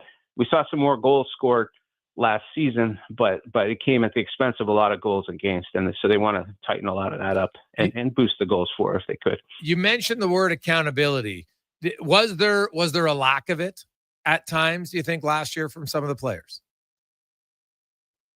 I don't want to go through players one by one, but I would say that, anytime your season is pretty much ending with a few months to go in the season, there's time, there's enough time to look around the room and see if everybody's on the same page and everybody's doing what they have to do. And it's not just about being accountable to your coach. It's about being accountable to the guys in the room next to you. If there's breakdowns happening left and right, somebody's not doing their job, and you have to have players, and not only players, explain themselves. You have to have players go and ask guys to be accountable, and kind of demand that amongst themselves. And I'm very careful when I talk about stuff like this, because you can say this in any sport about any team. Whenever they start losing, there's always questions about whether they were accountable or not. And I can tell you, nothing breeds accountability more than a winning team. Yes. And we saw that with the Kraken, 3 seasons ago when they made the playoffs and almost made the Western Conference Final. They were a very accountable team, and that team hasn't changed all that much personnel-wise, but I think they've made a few tweaks in a few key areas. And I think that, if anything, that could help them get off to a stronger start. And then, if you're not losing right away, then the questions about accountability tend to take care of themselves a lot of times. That's a whole word salad that I just used. But it makes sense. I get what you're saying. I mean it. Yeah. Yeah. Like I've always. It's not. I mean, just because you lose games doesn't mean you're not accountable. But I think, if you watch the games that they played last year, there were times when the games started and they were out of it pretty early on. And on the back-to-back games, especially, I think we were 0-12 in back-to-back games on the back end of the back-to-back games. I mean, that's, you can ask some questions at that point. Yeah, that is not a great stat for any team, right? Especially nowadays, guys are in great shape, playing back-to-back. I talked to some guys, especially when it's back-to-back matinee games. Some players like, man, it's great. I'm in bed early. It's fine. I have no problem with it. I just have to show up for the game. I don't have to do a morning skate. So there's lots of benefits to it for sure. And it's funny. You know what? One thing, and I got to remember who I'm talking to now. Jordan Eberle, who you guys know very well in Edmonton. I mean, he missed 3 months of the season last year with a freak pelvic injury, which he miraculously came back from. And I say miraculously because it was almost unprecedented in sports, the kind of injury he had. But losing him as early on as they did in November, and then not getting him back until February, when by that point the team's season was already slipping away. You want to talk accountability and you want to talk stuff in the locker room, in the dressing room. I mean, that goes a long way. You lose your captain that early on, there's going to be some things that are maybe difficult to overcome during the season. I don't think that helped the team's cause any. So I think having Eberle back for a full season this year will really help the cause. Jeff, great stuff, man. We appreciate it. Enjoy the offseason. We'll talk to you again soon. Sounds good. Take care. Jeff Baker from Seattle. 0-12. Woo-hoo. Well, that'd be a fun little thing to look at. What were the records of all the teams in the NHL on the second half of back-to-backs last year? That is, I like that. That's a good stat. We'll come back. We got 5 questions and we got spec and a little rumor mill for you. Who doesn't like rumor mill? But another player has asked for a trade. Where's he going? Why is he asking? Suppose him and the coach don't get along. You're a young player, kind of established, not really. I don't mind a player doing it, but do you really do you think your GM, Don Waddell, is going to be rushing to trade you? I don't know. There's been lots of guys who ask for trades. Some don't get made public, and then they end up playing for the team. Is that one of those? We'll see. We'll get to that and more in the 5 o'clock hour in the Gregor Show, presented by PlayAlberta.ca. When you look at a pipe, you just see a pipe. But at GS Construction, we know it's not just a pipe. It's the future water flowing to a growing family's home, or the sewer line for a new school. At GS Construction, we know every trench we dig connects people to what matters. And if you'd like to be part of that vision of making a better future, we're hiring. Right now, GS Construction is looking for experienced foremen to join our team. So apply today at gsconstruction.ca. GS Construction, underground with purpose. You've got a go-to coffee spot, a trusted barber, even a lucky game day jersey. But when it's about looking your absolute best, there's only one name you need: Mr. Dirk. Family run since 1939. We're experts in crafting impeccable tailor-made suits and offering a wide variety of everyday styles. Pair that with personalized one-on-one fittings and the convenience of on-site tailoring. Mr. Dirk elevates your style game. Visit our Edmonton store or explore MrDirk.com. Score big on style with Mr. Dirk. Oodle Noodle Origins. In 1864, Francis Oodle took over his dying father's business as a leatherman. He was quite proficient, but his heart was never truly in the trade. After his father's death, Oodle met a cocksure young man named Vladimir Nudel, who was a trailblazer in the popular new art of food boxes. They formed a partnership and aimed to ply their trade in the New World. At Ellis Island, Nudel was renamed David Noodle, and henceforth, the franchise has been known as Oodle Noodle. Silent Ice Sports and Entertainment is an innovative market leader across Western Canada with sports and entertainment properties, including the Spruce Grove Saints, the Junior Prospects Hockey League, Silent Rides Charter Company, the Hockey Super League, and the newly launched Female Super League. Silent Ice also owns the Western Hockey League's Seattle Thunderbirds and operates the Morinville AAA Arena. The Silent Ice Center, a new state-of-the-art entertainment facility, is open in Nisku, which features 2 sheets of ice, including a 1,600-seat arena and a restaurant with a viewing area. Whoop, there it is. 4 days of basketball at its best. Hoop City 2025, North America's largest FIBA 3x3 showcase. The top 4 Olympic teams on both men's and women's categories, featuring Canada's women's Olympic team, with Edmonton's own Michelle and Catherine Plouffe. More than just hoops, there's entertainment, long-distance shootout, Grand Slam showcase, plus interactive games and prizes for everyone. Hoop City 3x3 Basketball Festival, July 31st to August 3rd, Ice Palace in West Edmonton Mall. Admission is free, so bring the whole family. Ah, summer. The sun's out, the road's calling, and your car said, nope. Don't let your summer road trip turn into a roadside nap. Swing by Napa Auto Parts. Napa has the trusted tools, smarts, and quality parts for all your automotive needs this summer. Get your vehicle ready for the road and just in time for your kids to start testing your patience and sanity. Are we there yet? With over 85 locations in Alberta, visit your local Napa store today or online at napacanada.com. That's Napa know-how.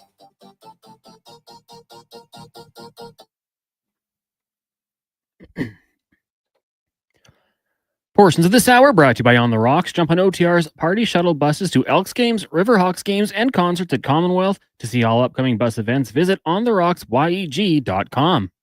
Hat tricks, touchdowns, and home runs. Get it all with the Jason Gregor Show on Sports 1440. Presented by PlayAlberta.ca, Alberta's only regulated online gambling website.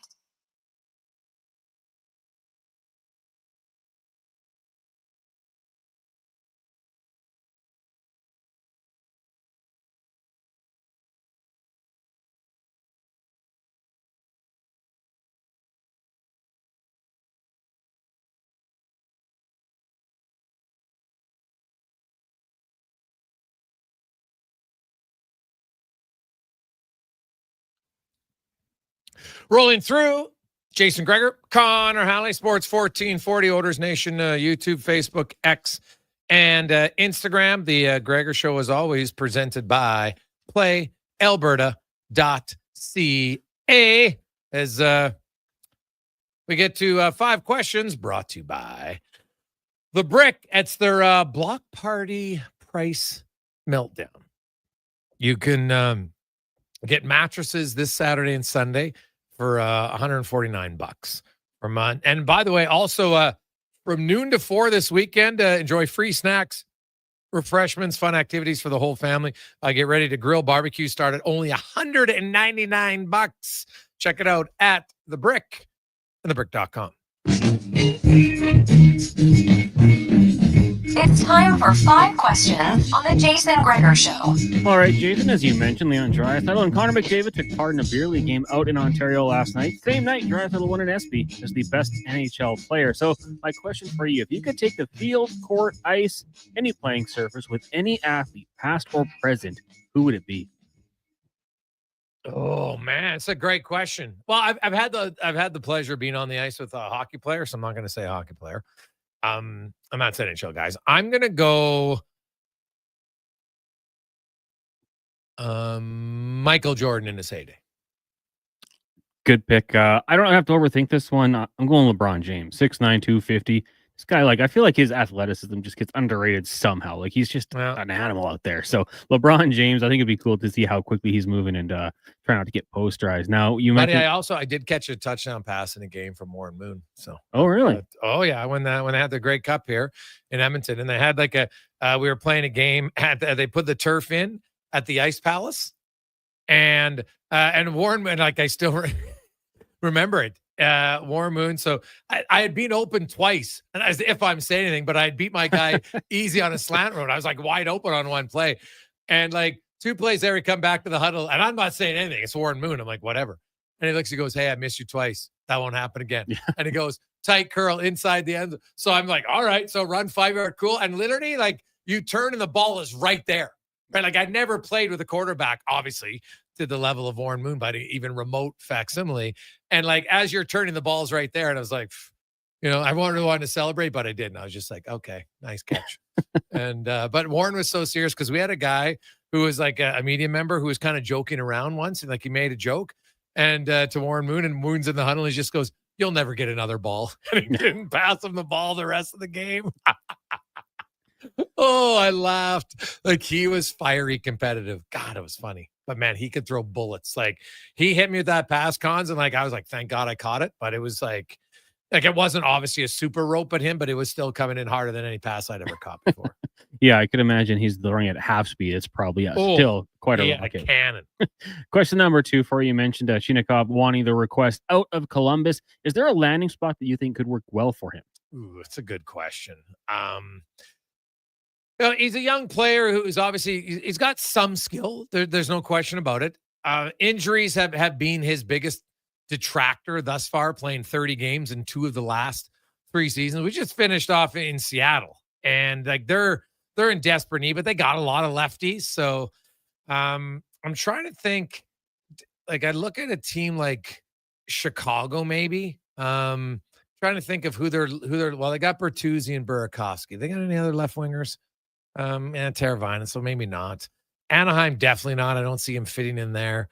Yeah, well, who need LA needs a young forward, but they got a lot of proven guys there. I'm gonna say the wild card. I'm gonna go the Rangers. I like it. Yeah, I mean, I don't know. I kind of just wonder, can they not just make this work there? Maybe that could be an opportunity. Is he so set to be on his way out, and then whenever it comes to players being available, just throw the Vegas Golden Knights, because who knows? Obviously not a serious one, but I always throw that name out there. Now, question number 3 for you. When it comes to the NFL, and we are starting to see the second-round picks trickle in, but would you say you're on the side of the players or the owner when it comes to the guaranteed money? Well, hey, man, I'm always siding with the players. The owners make a boatload of money. Now, You have a guaranteed contract. It is now the thing I don't like is we're talking about, oh, you know what? You get some of your money back if you get injured. What? That is the most disgusting thing I've ever heard. I'm just going to be frank. You kidding me? You're playing one of the most physical sports in the world, and where the career average is less than 4 years, and you're telling me if a guy gets hurt, he's got to pay back money? What? No, I'm sorry. The fact that that's even being discussed, I have a high level of disdain for the owner. So I would go players all day on this. Now if that means you might take a little bit less money, but you get it 100% guaranteed, I would take that all day long, because who cares if you get more, if you have a higher number, Cons, but it's not all guaranteed. I'd rather take slightly less. That's 100% guaranteed, right? 5% less, it's guaranteed. Take that all day. Yeah, I mean, and I'm with you. I'm on the side of the players all day. You talk about, the greed of the owners. I think it was the Detroit Lions with Calvin Johnson. getting money back from him, the guy who gave it all on the field. I believe that you drafted this player for a reason, and you believe that they're going to play out this contract. It's 4 years. Give them the money. It's not the craziest amount by any means either. I mean, it's life-changing money for the players, but Jaden Higgins was one of the first to get it in the second round. 4 years, $11 million. I mean, these NFL teams can handle that. I'm sure they're worried about, it's sliding into all the other rounds, but the money goes down from there. So, yeah, I say just give them the guaranteed money, get them on the field, and, trust that your scouting staff got a player that's going to play out the contract. Question number 4 for you. Outside of the team you root for, with camps getting going, is there a team you have your eye on? Go ahead. Well, I mean, I have to throw out the Pittsburgh Steelers. Like, I think it's just going to be the potential to be a story every day. Aaron Rodgers, DK Metcalf, Jalen Ramsey, a lot of new faces, but one that probably won't get as many headlines is the Seattle Seahawks. I'm very intrigued to see what Sam Darnold does. We know what he did last year with the Minnesota Vikings in that offense with really good players around him. It's a step down in Seattle. Love Jackson Smith. Don't know what else they're going to get out there. So I want to see what Sam Darnold and crew can do in the Pacific Northwest. Sam Darnold, eh? Yeah. Crazy what he did last year. I mean, throughout the playoffs when it mattered, it wasn't the best, but yeah, he earned a payday. No, he definitely earned the payday. Well, 2 teams. One, I'm just interested about the Bengals. Can their defense be this bad again? That's intriguing to me. And I'm gonna go one in the AFC and then in the NFC. You've picked Seattle, so I won't pick them. I'll go with the Panthers and their young QB. And you know what? Because I know this is a big year for him, right? Because then you got to pick up the option, all that stuff. There were signs last year, Cons. There were signs. It's a hard position, and it's hard to live up to being a number 1 overall pick. But I'm gonna go with the Panthers and see could they be a 9-9 team this year?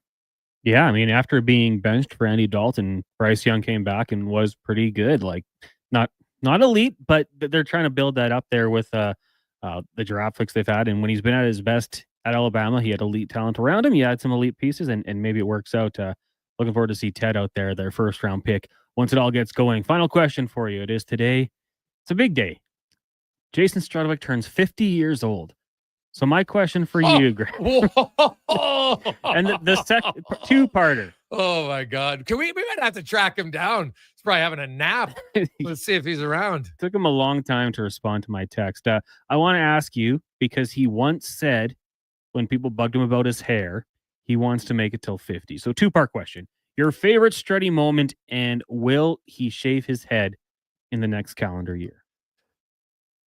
Oh my God, that is an unreal question. I read because he always used to say, "I just want to hold on to it till I'm 50." Right? Like that was his big thing, right?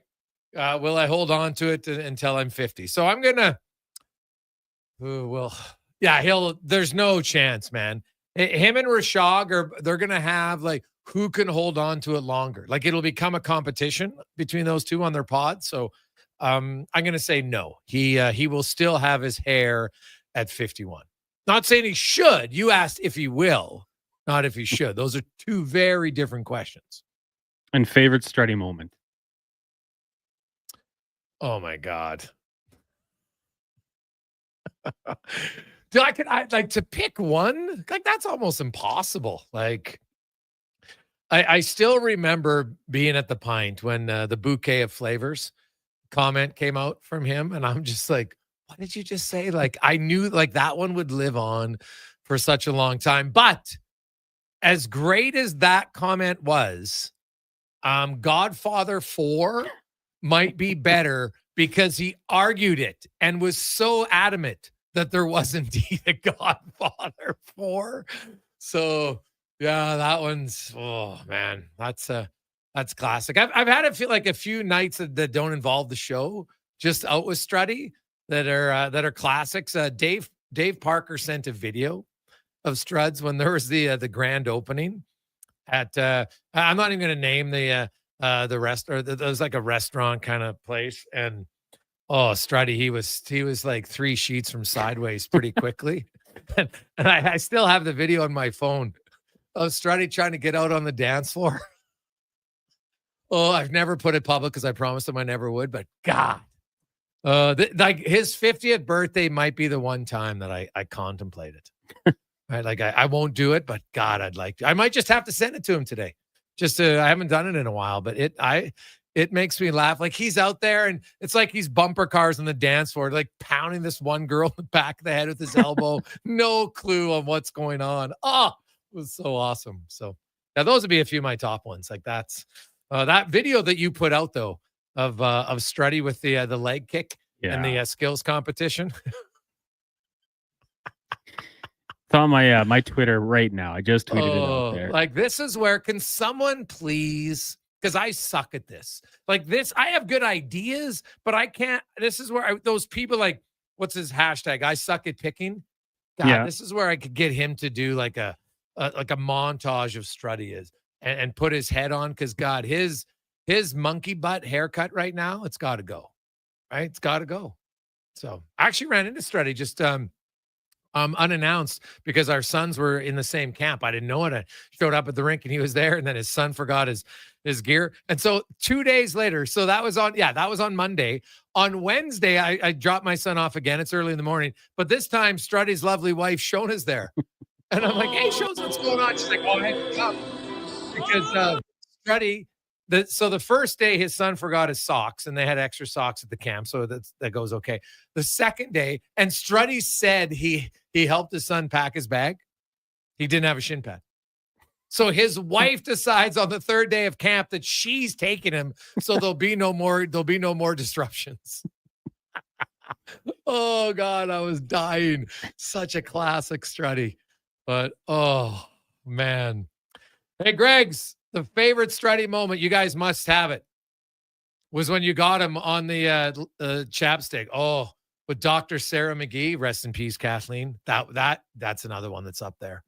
And while it wasn't great for Strutty, the fact that I tracked down, right, to the long lost love that stood him up at the train station, that one is, oh my God, that we might have to do that, Cons, in the final hour of the show. We might have to play one of those, just as an ode to Strutty, because people need a laugh.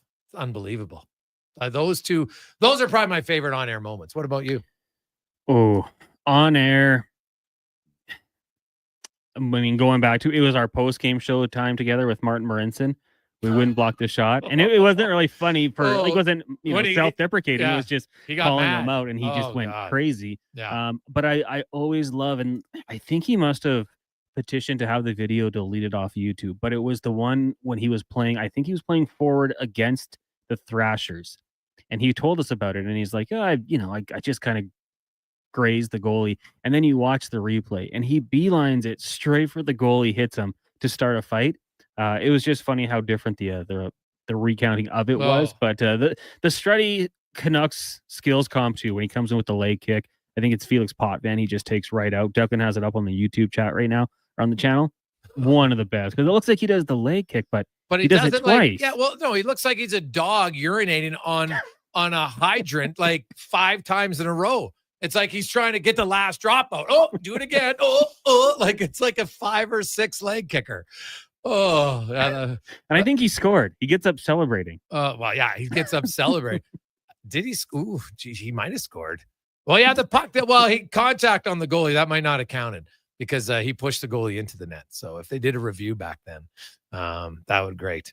But there we go. That was awesome. And I think the story behind that was like the next time it filmed, they put it together with opera music, slow motion. Sure. Are you kidding me? They'd been his video guys would have been all over it. So yeah, Kendra at the train station, Ranger Nick. That's my favorite.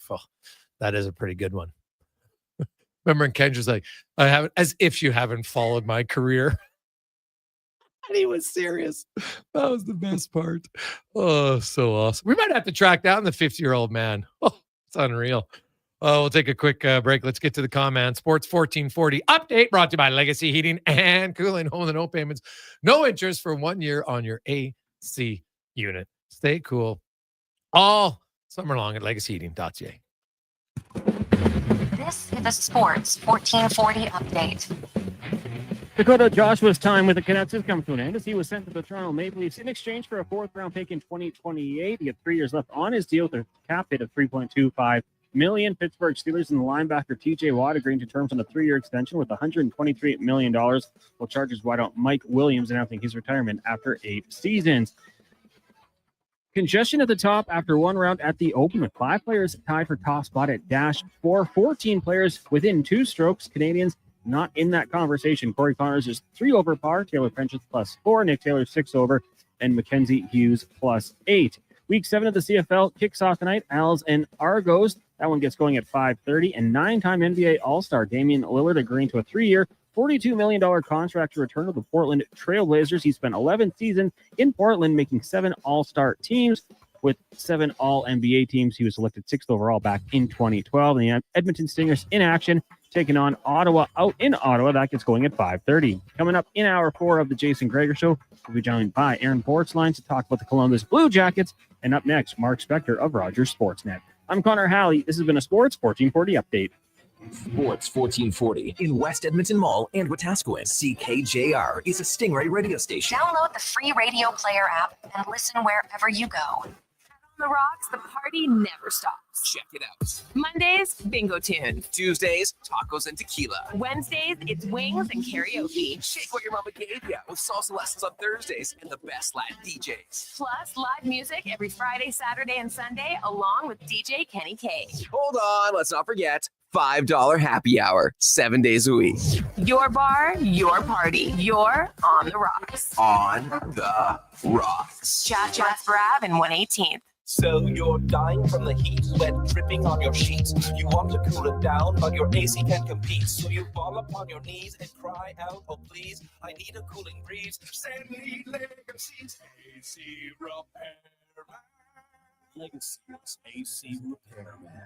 AC Repairman.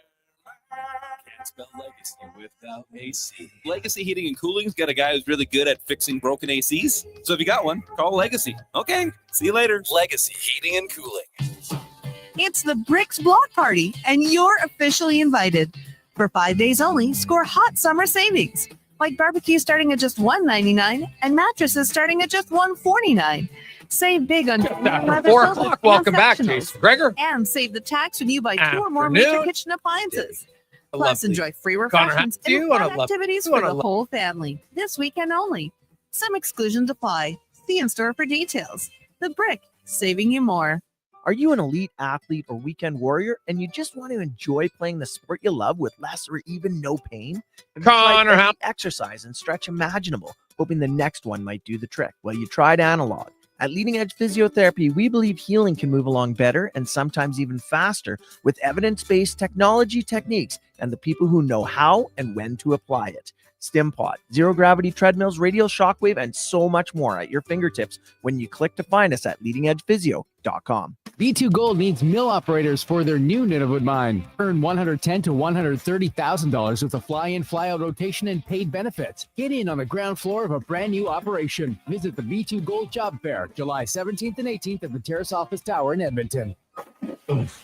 It's happened again, and construction season is in full swing. Job delayed, money lost, and clients disappointed because your rigging failed and it wasn't inspected. Don't let this happen to you. Have your lifting slings, fittings, hoisting tools, and safety harnesses checked with Titan Supply. Titan Supply offers certified on-site and in-house rigging inspections and service, so they can repair it, replace it, and recertify it. Titan Supply in Edmonton, Grand Prairie, Red Deer, and Calgary, and at titansupply.ca. Lift, dig, haul. B2 Gold needs mill operators for their new Nunavut mine. Earn $110,000 to $130,000 with a fly-in, fly-out rotation and paid benefits. Get in on the ground floor of a brand new operation. Visit the B2 Gold Job Fair, July 17th and 18th at the Terrace Office Tower in Edmonton.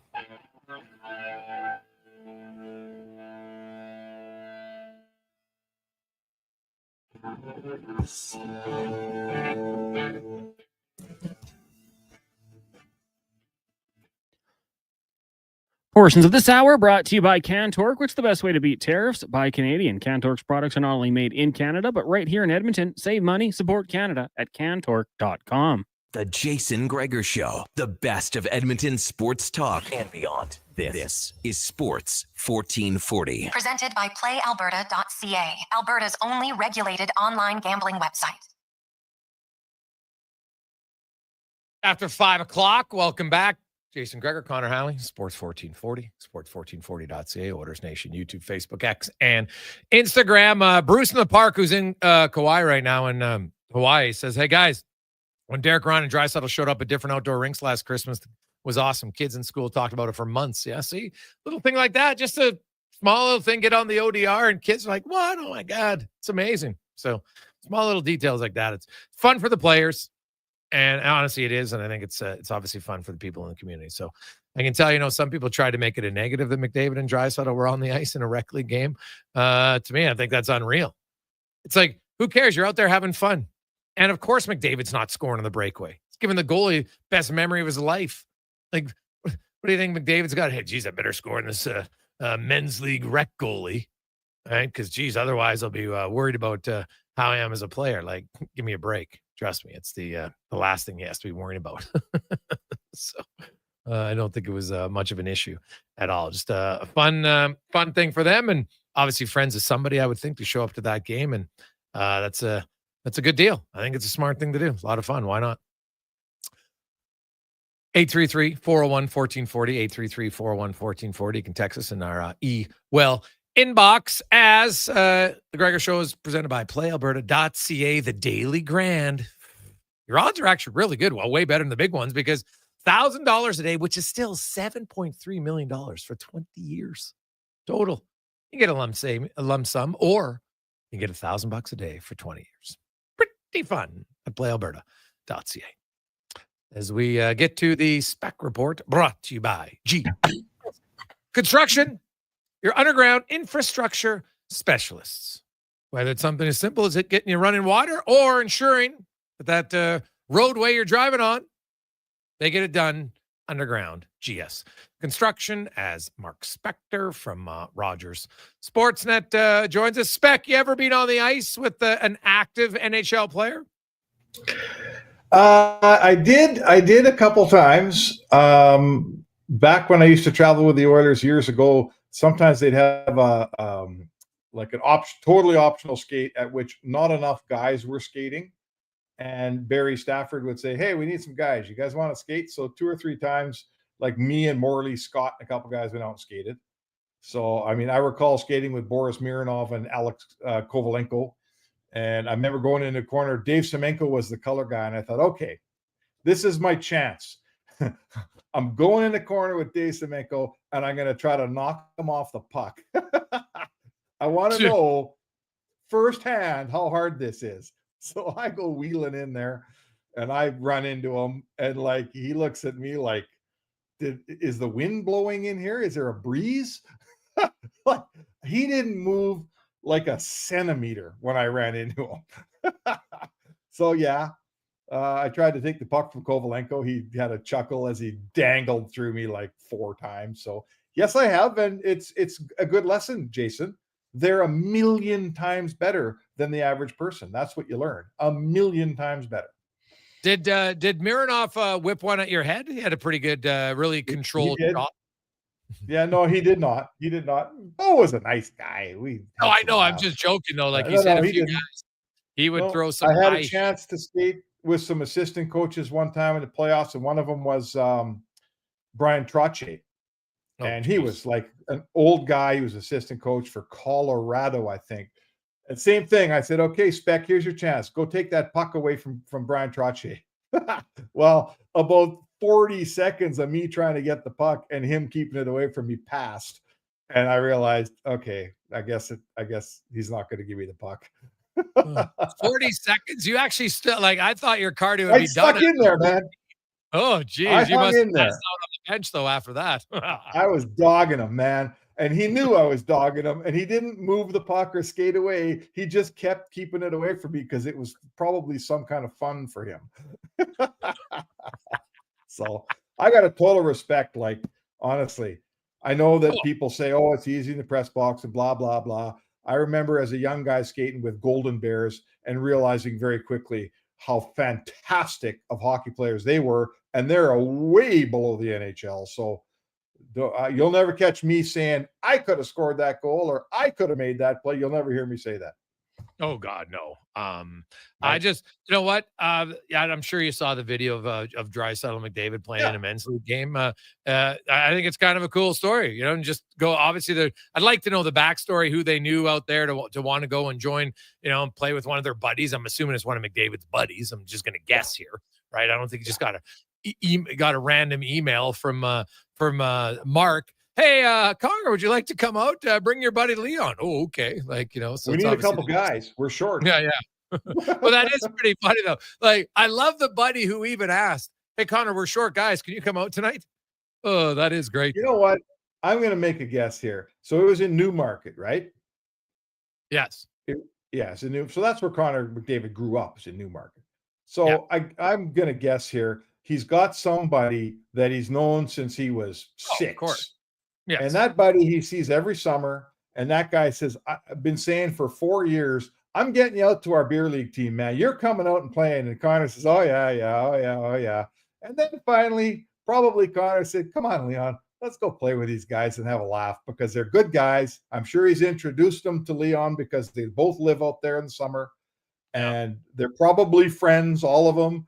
And it's a very safe environment for McDavid and Draisaitl.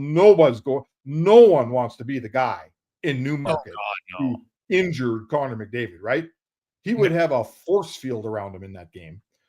So have a little bit of fun, man. Go out with your buddy from grade 4, have a couple laughs, pass the puck around, and God forbid you have a cold beer afterwards, huh? No, a few, I would hope. Why not? It's a fun time, so.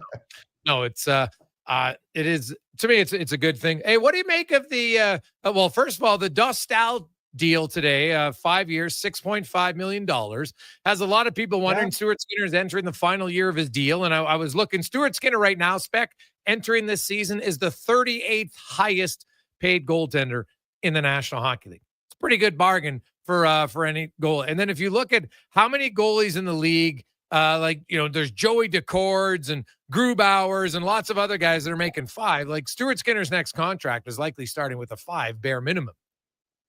Oh, minimum, probably a 6 or 7. Listen, I know there's a huge distortion in our market and among our listeners about what level of goalie he is. But in the pantheon of NHL goalies, I mean, where is he, Jason? Is he a top what? Is he a top 15? Is he a top 20? What would you say he is? Skinner? Well, it depends which Skinner are we getting. I think people forget in the 20. Yeah, like the 2024 season, Stuart Skinner under Knobloch was top 10 in all the the important categories for a goalie. It was pretty good, and then he had 2 bad games. He was like 7th in all the important categories. Yeah. And then he had 2 bad games in the playoffs. His other 21, he had like a 9.16 and a 2.14. So when I look at the volatility of that position, I'd say Skinner is a top 20 goalie. Yeah. Yeah, I would say that his agent's arguing that he's about a top 14 or 15. So now let's go to the salary grid. What does the 15th highest paid goalie make, right? Plus he's 26, and history tells us that goalies still improve greatly between 26 and 30. They get better. Yeah. So if I'm his agent, I want to get paid, you know, I probably want to make what about the 10th or 11th guy's making, because I'm going to be that, my client's going to be that guy in a couple of years. So listen, I know people don't love Skinner, but he's a young goalie who's accomplished more than most guys in this league over the last few years, played way more playoff games, won way more playoff games than lots of guys. When his contract comes up, his agent's going to have not a hard time making that contract start with 6, Jay. Yeah, I looked at the currently the 15th highest paid goaltender would be Logan Thompson at 5.85.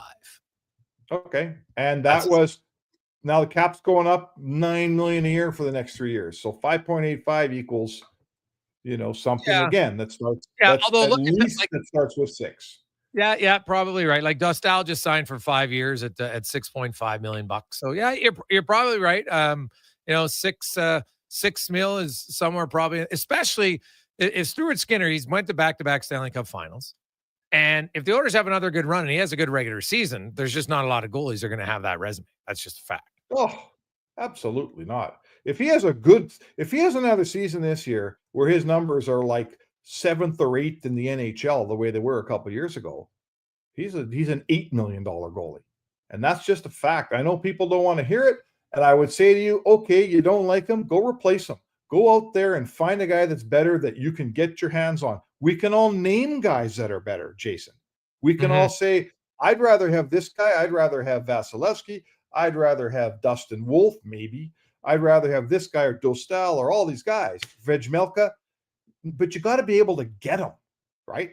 And you can't get any of those guys. So Skinner's a good goalie, and do you want better? Some nights you do. But eventually you're going to have to pay him, and I think that's going to start with a 6 or 7, and depending on this season, maybe even more.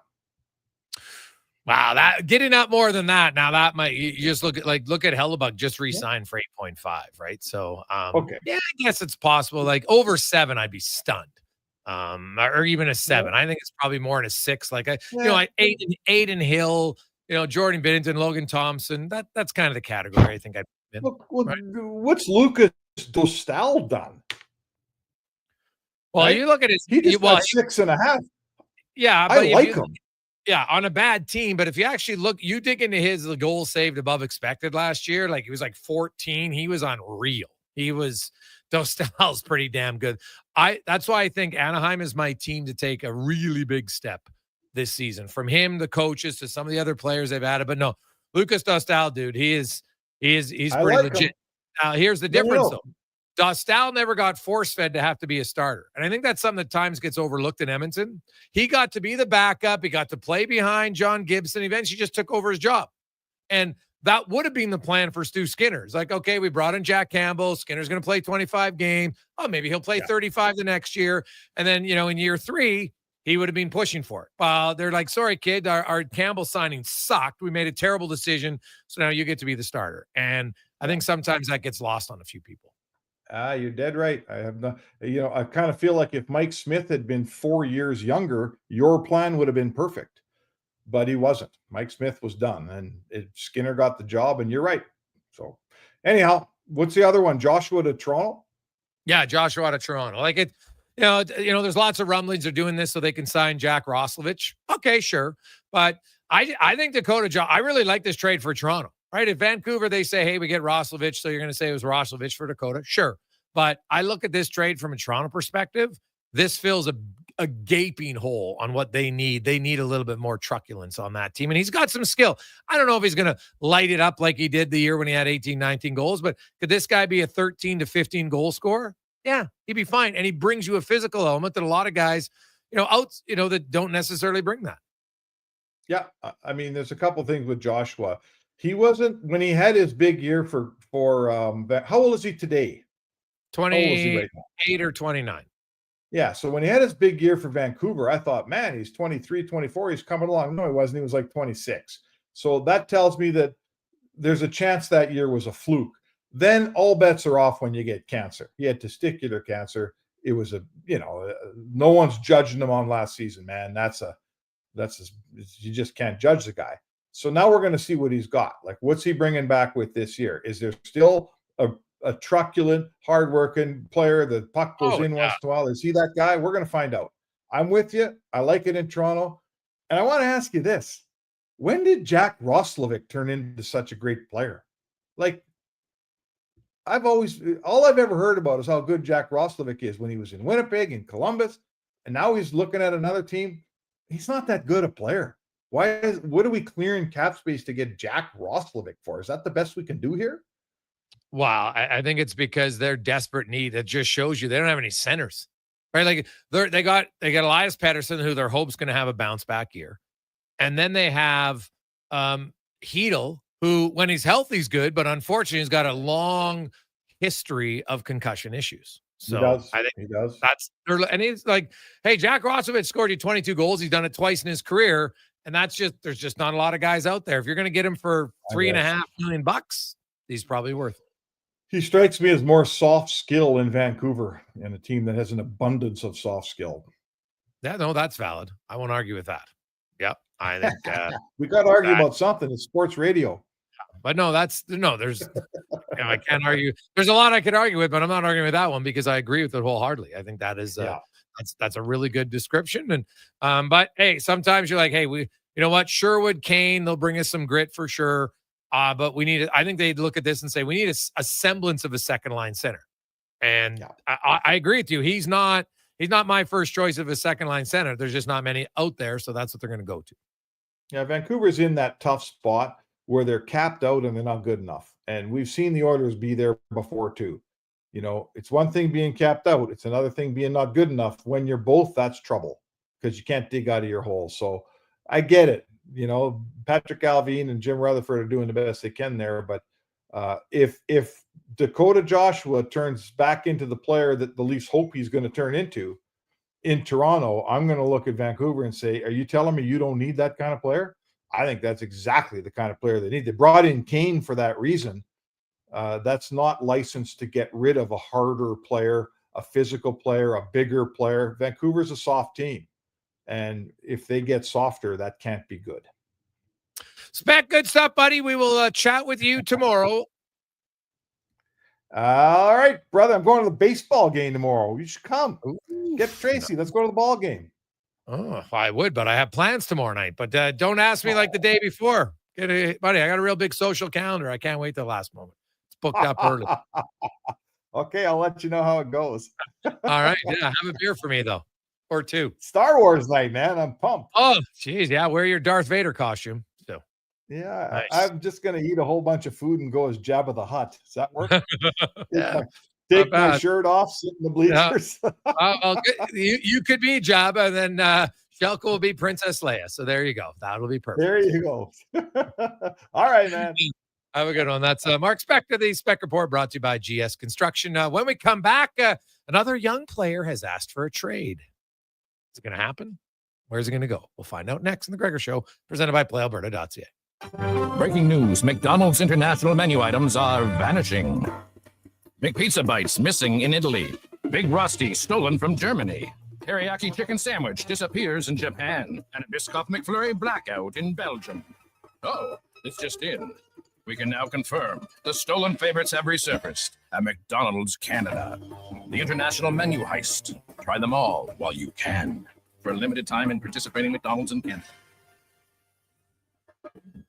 Hey everybody, it's Gene Principe, the Prince of Puns, and I've got something that definitely will float your boat. How would you like to join me and the superstars of hockey on an exotic holiday? Join us on a 7-night cruise through the Mexican Riviera, leaving from LA and including Cabo, Mazatlan, Puerto Vallarta, and more. While we relax and cruise the tropical waters and have some drinks with umbrellas in them, you could attend an intimate meet and greet with legends like Bill Ranford, Jason Strudwick, Kelly Buchberger, Ron Lowe, and more. Don't miss out on every hockey fan's dream cruise, the Edmonton Hockey Legends Cruise. It's going to be one haul of a trip. Prices start at just $23.99, and part of the proceeds support the Ben Stelter Foundation and Kids with Cancer. Visit cast.tours/Edmonton or call 1-833-347-7678. Call and save $200 when you mention promo code Stingray Radio. Cast Tours, 1-833-347-7678. Ready for the ultimate golf getaway? Stay and play at Wolf Creek Golf Resort.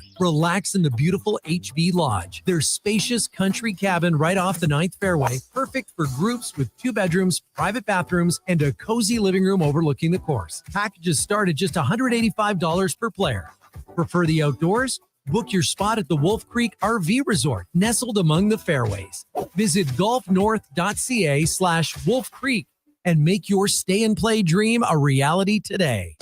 I'm Rick Showers from No Bull RV.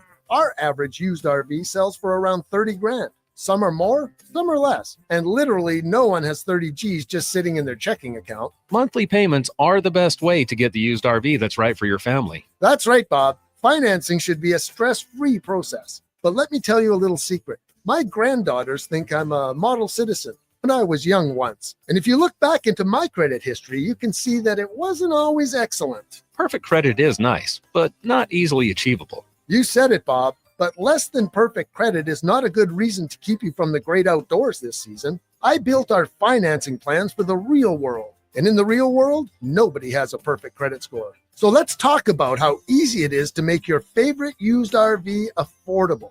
As long as you promise not to tell Saxon and Goldie that I'm not perfect. NobleRV.ca.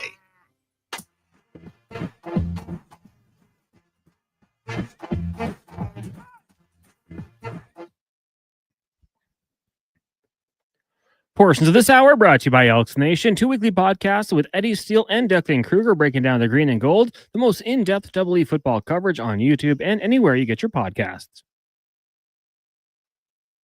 The Jason Gregor Show, the best of Edmonton sports talk and beyond. This is Sports 1440. Presented by PlayAlberta.ca, Alberta's only regulated online gambling website.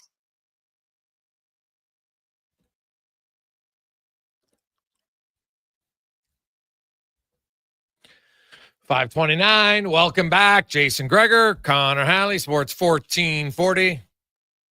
Sports1440.ca, Orders Nation, YouTube, Facebook, X, and Instagram. Hope you're having a lovely Thursday. Of course, CFL's back. Big welcome back to Milt Stegall. Of course, you know what? Obviously, devastating to him and his family to lose his young son, young man. It wasn't a child, but still. That would be brutal, unexpected, and first day for him back on the panel this year. So hope it goes well. Let's get to our big guest today, brought to you by the Female Super League, which is designed to elevate female hockey players, 12U, 14U, and now a new division of 16U. They continue to expand, and especially with the expansion of PWHL into the West, both in Vancouver and Seattle. More opportunities for girls. Go to femalesuperleague.com.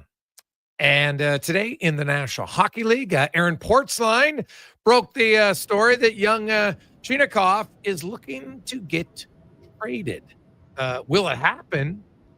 And what might they be looking for in return? Let's go to the guy who broke the story. Aaron Portzline joins us from the Athletic out of Columbus. Porty, how you doing, my man? I'm doing well, Jason. I don't know if you can see. I got the memo. Yeah, black, buddy. That's what you do. Yeah. I love that you were texting Spec to get off the air so you could come on the show. That's my favorite part of the show. He's a hard enough guy to follow as it is. You have to wait around for him. Come on. Awesome. Is this a surprise at all? The Chinakhov story that you broke? Well, it's a surprise to me. It's a surprise to, I think, people outside the Blue Jackets. They've known of this desire for a while now. Okay. Honestly, I think they were probably trying to move him this summer anyways. I don't know exactly what the sequence is, what happened first, but I think there's been frustration with him. It goes back to last season. Tom Waddell's first in Columbus, just with his unavailability, if that's a word in this case. Okay. Missed a ton of games again. He's missed a lot of games. He's missed games in all 4 of his NHL seasons, never more than last season. And if it's one thing that veteran GMs, Don Waddell for sure, really has a hard time tolerating is guys that are in and out of the lineup and mostly out of the lineup. And so there was frustration there with him. They felt like many people felt like it was an injury he could have played through. That's never a good thing. But there was some frustration on the player's part too, that the procedure he felt he needed was not one that the local doctors would approve. So he went home during the 4 Nations break, got the procedure, came back, played, not particularly well, and now here we are. When the GM is looking for a top 6 winger, top 6 forward, I should say, makes it known he's doing this since May, and you're looking at their lineup and you're thinking, well, Chinakhov's that guy. Yeah, I think it's pretty clear that both sides, they have to be okay with still being together because it could be that way. But I think both sides are kind of ready for a parting of ways. Okay. So now you mentioned, so he went during the 4 Nations break. So did he go back to Russia to get the surgery? That's my understanding. Okay. So he went home and he just had the surgery without their permission, or did they know he was having the surgery? So I wouldn't call it a surgery because I don't know exactly what it was. I would call it a procedure. Okay. Just to be technical, I don't know if it was actually surgical, and no one's really saying exactly what the procedure was, just that the doctors here, and they sent him elsewhere. It wasn't just the doctors here to get looked at, and they all reached the same conclusion that this is not something that should require surgery. The player felt otherwise. I think they knew this was coming, that he was going to try this. They did not sanction it. But really, the essence of this is Chinakhov saying that he had a misunderstanding with Dean Evison. He was a healthy scratch. I got to do the math again, but something like 10 of the last 12 games. Yeah. He just wasn't. It wasn't his explosive, get lost and create spots to be the sniper he can be. Just wasn't that player the rest of the way. The healthy scratches made sense, I think most people would say, watching them play. And they finished really strong. If you remember, they won 6 in a row down the stretch, almost made the playoffs, missed it by 1 win, 2 points.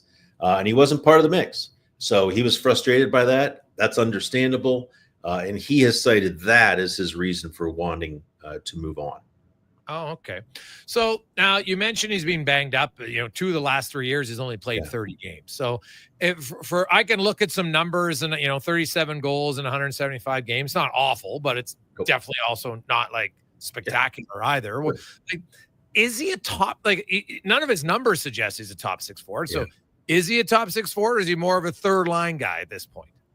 Well, I would say this. He has top 6 skill for sure. Sure. The skating, his shot is world class. And there have been times at the start of this last season, he was their best forward probably for the first 2 weeks of the season. And he's done that before in stretches where you go, whoa, okay, this kid's ready for launch here. But while the other young players on this team, Kent Johnson, Fantilli, Marchenko, Voronkov, had their launch last year, some of them had it a little bit the year before, he has not yet got to that point. So people trading for him certainly would be trading on potential still, which is always an iffy thing. Back injuries scare GMs and should. We get it. So I'm not sure. It has to be someone who really, really loves the player. Listen, Jarmo Kekalainen's in Buffalo right now. This is the guy that drafted him, to the surprise of many in the first round that year. So I do think he would have some interested parties out there, but Don Waddell has made it clear he's not going to just, like he did with Patrick Laine, just accept the best offer he receives. No, he has set the price. Won't say exactly what that price is because it's probably fluid among different teams. But until someone matches that, he says he's not gonna trade the player, and they're gonna have to sort it out when they get to training camp and be pros about it. And so, because like Chinakhov, you can ask for a trade, and there's lots of players in the NHL over time have asked for trades, and then it doesn't come to fruition, and some of them stay there, and it works out just fine. But is this one where he's like, he might come back and play, but he'll always be looking to get traded? Well, actually, this was not my report. This was reported in the Dispatch the Columbus Dispatch 2 years ago, that his agent oddly said that he may request a trade. This was 2 years ago. So take that as you will. I think the feeling with this is not the feeling I got with Laine last year, where it was like, this has to be taken care of. This needs to be taken care of. This is a thing where I think there's an expectation that both parties will be able to, and I don't think he'll have a problem in the room. He's a liked guy from what I can tell, can come to camp. This is your situation. Hey, listen, team finished 7th in the league, I think tied with the Leafs in goals last year. Oh yeah, they could score. You can score some points here. And there's a spot right there in the top 6 for you if you want it. I mean, he'd have to beat out probably Cole Sillinger and Boone Jenner. I would say doable for sure. So if I'm him, it's a pretty good situation. But I guess we'll know for sure when September comes. The Blue Jackets offense was great last year, Aaron. But as you mentioned, high octane team. I think they were 2nd or 3rd in 5-on-5 goals. They were really good, but they gave up a lot. How much of that was the defensive structure? How much of that was goaltending? That's a great question. So this team was dramatically different when Denton Matejchuk came up from juniors. From AHL Cleveland, made his NHL debut. And when Dante Fabro was claimed off waivers, I ran the numbers. It was exactly 41 games. It's great when stuff works out like that. That Matejchuk, Werenski, Fabro, and Provorov were in the lineup together. Okay. And I'd have to go back and look. I want to say there were 26, 13, and 2 with those 4 in the lineup. They were not that with those 4 not in the lineup. It dropped off quite a bit. The goals against was almost a goal more, I think, with when those 4 were not healthy and together and on the roster. Having said that, I mean, it all works together. As you know, the defense has to be better. The forwards have to defend better. It's not just the defensemen, but their goaltending, we can say without making it personal to anyone, it hasn't been good enough. Yeah. It hasn't been good enough for a long time now. I'm a little surprised that Elvis Merzlikins is back. I think there's a better chance this coming season than there has been at any point in the last 3 years that he's not the number one goalie. Once the season really gets into the thick of things, Jet Greaves came up.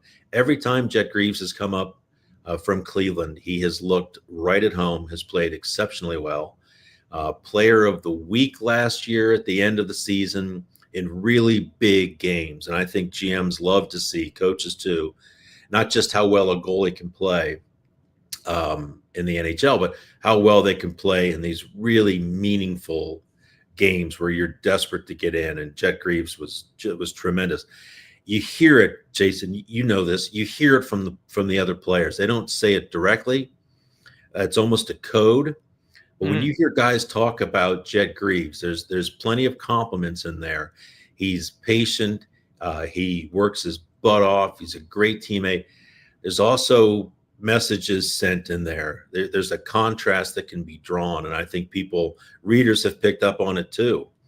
It's a contrast drawn between him and Merzlikins. This is who this guy is. This is how he plays. He's a great teammate. We love having him up here. It's just this effusive praise, and it's hard not to hear that sort of from both directions. Aaron Portzline joins us from The Athletic in Columbus. Merzlikins, ever since his good friend died in that unfortunate accident involving fireworks, how much has that, do you think, impacted him? And does he just need a change of scenery? I do. He does need a change of scenery. I think that's fair.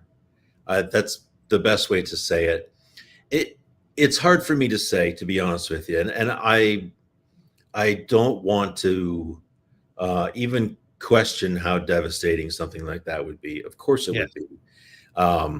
Those of us have lost friends. It can be overwhelming at times, especially at that age when you're maybe not fully formed and haven't dealt with that sort of grief before. To have witnessed it is a whole nother thing, right, Jason? Like that's different. So I guess we have to believe that it's in there. Some of it is affected by that for sure. I think the stuff that has been even more worrisome, though, is just some of the stuff that's gone on with him off the ice. The trade request, not a trade request, maybe a trade request, a trade request. There was a scene last year where he gave up a shutout. They still won, but he gave up a shutout late in the game and shattered his stick. They asked him, you can't keep a professional goalie, cannot continue to do those things. Like, you're 31 years old now. And then later in the season, he gave up a late goal, shattered his stick again, apologized to the team after the game. And then the very next night in Toronto, he's literally with the puck in play, screaming at one of his own defensemen, Eric Goodbranson, about a play that Goodbranson made or didn't make. The Leafs players, it's rather comical, are looking around like, who is he screaming at? Like, which of us is he screaming at? Screaming at his teammate. And then there's a stoppage, and it carries over on the bench. Now, you know enough about Goodbranson to know that is that's eventually snap. He could handle himself physically, of course, in this situation. He's also one of the most respected guys in the league, not just in that room, but all across the league. And so you bark up that tree, and you're going to lose some support. He's back. It's almost certain he's back at this point. I expected, in the lieu of a trade, which would have been hard to imagine, I expected a buyout. That was just my own gut feeling. That was not anybody telling me such. But he is back. They're going to try to make the best of it. But I do think Jet Greaves, keep that name in mind if you're a pool player, is going to be given a chance here to pick it up and run with it. This is a team that scores, as you mentioned, a lot of goals. It should be a pretty good situation for a goalie. Now, that was the thing. They did have a lot of guys, and a lot of guys had breakout years. Yep. We saw this with Seattle a few years ago, and then the next year they weren't even close. Yeah. So when you look at Columbus and there was so much emotion around the team last year with the devastation of Johnny Gaudreau's passing, and Zach Werenski just had an unreal year. But Marchenko, Johnson, Monahan, Fantilli scored 31 goals, Voronkov, they got some good players.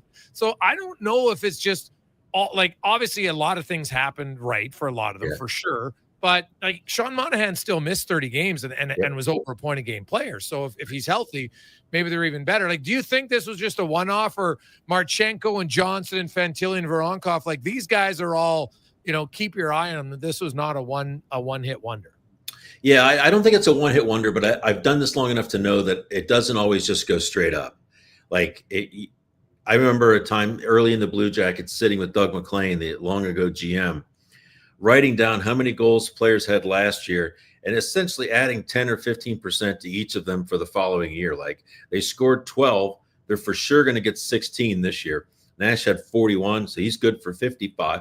It never, and he knew this, he joked about it, it never works that way.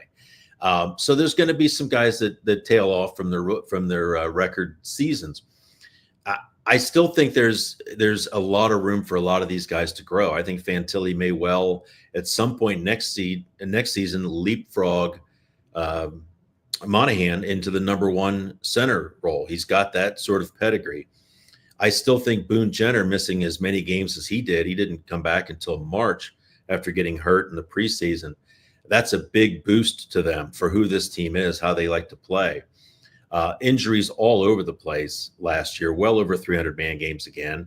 Maybe that continues in a nightmare scenario, or maybe they're healthier. That would help them, I think, maybe buttress some of the losses if there are guys that take a dip. But I think for a lot of these guys, listen, a lot of first-round draft picks, a lot of proven veterans on this team. I think they've got the talent now up front, certainly, that they need to compete. It's a matter of refining that and still switching out some parts. I think Don Waddell wanted to do more this summer than he was able to do, and it's still very much a work in progress, but it's a very young team with a lot of promise. Porty, always good to catch up with you, buddy. We love it. Thanks so much for taking the time, and we'll talk to you again soon. All right. Thanks, Jason. Have a good one. There you go. That's Aaron Portzline from The Athletic in Columbus. They had a lot of good young talent, man. They're kind of a team to watch. If they can dial it back, dial it up, I guess, defensively, dial the goals against back, they could be right in the mix. So we'll come back, wrap things up on a busy Thursday edition of The Gregor Show, presented by PlayAlberta.ca. The sun is shining, the weather's warm, and some of Edmonton's favorite sports are back in season. If you're looking for the cherry on top of a perfect summer day, check out Play Alberta to experience casino, sports, and lottery all in one app. Download the Play Alberta app today and deposit $20 or more with promo code SUMMER to claim a $100 casino bonus. That's promo code SUMMER for a $100 casino bonus on us. Redeemable once per Play Alberta account. Remember, if you gamble, please use your game sense. Is your company drowning in paperwork and administrative tasks? Do you need more data to make better decisions? Nectar.io is your company's all-in-one solution for fleet and materials management, safety, time cards, and GIS-based project management. Now is the time to capture and transform field, site, and shop data into boardroom-level business intelligence, all with one login. Visit Nectar.io to book a demo today. Nectar.io, your business made better. My dog ate my homework. Everyone else is doing it. But Mom said I could stay up late. Kids are great at making excuses. As parents and teachers, we're good at seeing through them. And we're not buying the Alberta government's excuses for underfunding public education, leaving our kids with crowded classes and without one-on-one supports. Go to stoptheexcuses.ca and tell the government to start funding schools right. A message from the Alberta Teachers Association. It's the Bricks Block Party, and you're officially invited. For 5 days only, score hot summer save, like barbecue starting at just $1.99 and mattresses starting at just $1.49. Save big on genuine leather sofas and sectionals, and save the tax when you buy 2 or more major kitchen appliances.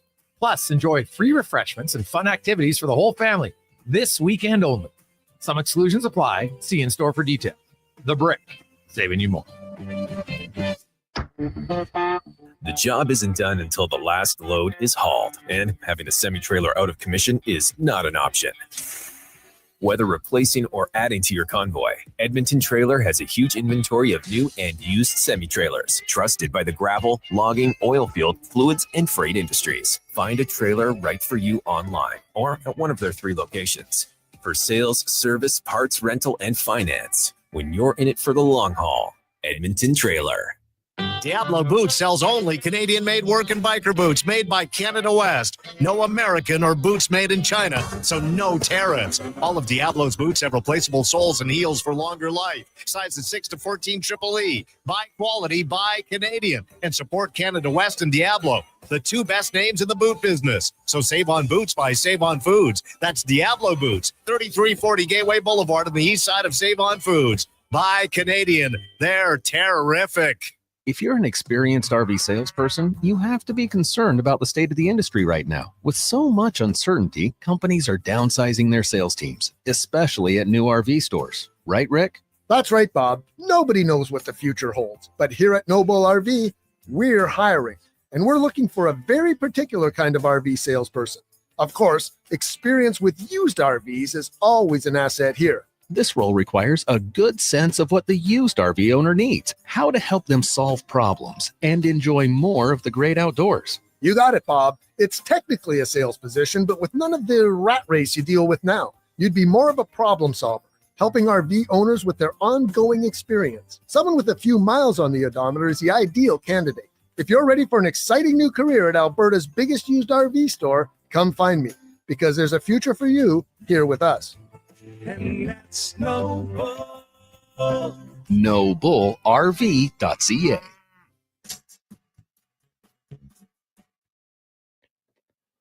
Portions of this hour brought to you by Papa John's, calling all cheddar lovers. Trying Papa John's new cheddar crust one-topping pizza for only $17.99. Order online at papajohns.ca or through the Papa John's app. From puck drop to kickoff, it's the Jason Gregor Show on Sports 1440. Presented by PlayAlberta.ca, Alberta's only regulated online gambling website.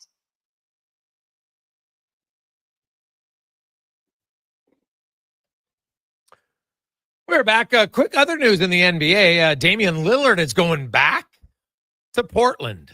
So I was with the Bucks for a bit. Didn't work. Now, he's not playing, though, this year, is he? Off the Achilles? So that's amazing. He signs a 3-year deal, knowing he's not even going to play the first year of the deal. Think about that. The team signs him knowing he's not going to play, and he's going to get that much money. That's a good racket, buddy. That is a good racket. Good for him. Very good for him. So, hey, Gregor, I always remember that quote from Brian Scalabrine when a fan told him he sucked. He goes, "I'm closer to LeBron than you are to me." That's actually a very fair statement, Dev. I like that. It's very true. Very true. Hey, guys, played ball hockey against Fistrick. He wasn't trying, but he dangled through us like pylons. Yeah, and Mark Fistrick was considered like a, defensive defenseman. So, yeah, it is it's a different level of skill. I don't care who you are. You make it to the NHL and you're playing, like, you got some skill that just the average person, in a lot of cases, even the above average person, does not have. Two other quick ones, 833-401-1440. Are you guys serious? Skinner's going to get $6 million. Oilers should walk away from that. No chance I would pay him more than $3 million. Doug, I think you're missing the boat, my man. That's okay. And you don't want to pay him, but you need a goalie. So, and there's lots of other goalies making $5 or $6 million that are not don't have the numbers of a Stuart Skinner.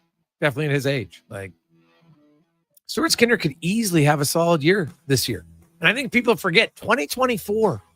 He had a really solid year. 50 games under Knobloch. 5th in goals against, 8th in save percentage, 7th in goals saved above expected. Went to the playoffs, had 2 bad games against Vancouver, but he had 21 other good games. He had goals against at 2.14 and a save percentage of 9.15. Nothing wrong with that at all. For $2.6 million, it's like one of the best deals in the league. Stu Skinner could give you really good value. Now, that's, every time guys on good value, you need it to come through. So maybe it will this year for the Oilers. Coming up tomorrow, Positive Friday, we've got some new special guests that could be joining us. So it's a very fun show. And what is something that you should be able to do that seems pretty normal, but you can't? We'll discuss it tomorrow on the show. Here's Connor Halley, Sports 1440 update, brought to you by EWELL, your partner in power since 1975. For all your electrical gear, think EWEL.ca. Good night. This is a Sports 1440 update. Dakota Joshua's time with the Canucks has come to an end as he's been sent to Toronto in exchange for a 4th-round pick in the 2028 draft. Joshua had 3 years left on his contract with a cap hit of $3.25 million. Congestion at the top of the open after 1 round. 5 players tied for top spot at 4 under par with 14 players within 2 strokes. Canadians, unfortunately, not in that conversation. Corey Connors leading the way at 3 over. Taylor Prentice +4. Nick Taylor 6 over. And Mackenzie Hughes 8 over par. In the NFL, the Steelers and star linebacker TJ Watt agreeing to a 3-year contract extension worth $123 million, while Chargers wideout Mike Williams announcing his retirement after 8 seasons in the league. Week 7 kicking off in the CFL tonight in Montreal. The Argos taking on the Als. With about 5 minutes left in the first quarter, Toronto leading 3-0. And the Stingers in action taking on the Blackjacks out in Ottawa. And in case you missed it, 9-time NBA All-Star Damian Lillard agreeing to a 3-year, $42 million contract to return to the Portland Trailblazers. That'll do it for us here on the Jason Gregor Show. Coming up next, we've got Fox Sports Radio all night. Local coverage resumes tomorrow morning, 7 a.m. with Kevin Carius and Brandon Douglas. I'm Connor Halley. This has been a Sports 1440 update. This is Sports 1440, a Stingray radio station.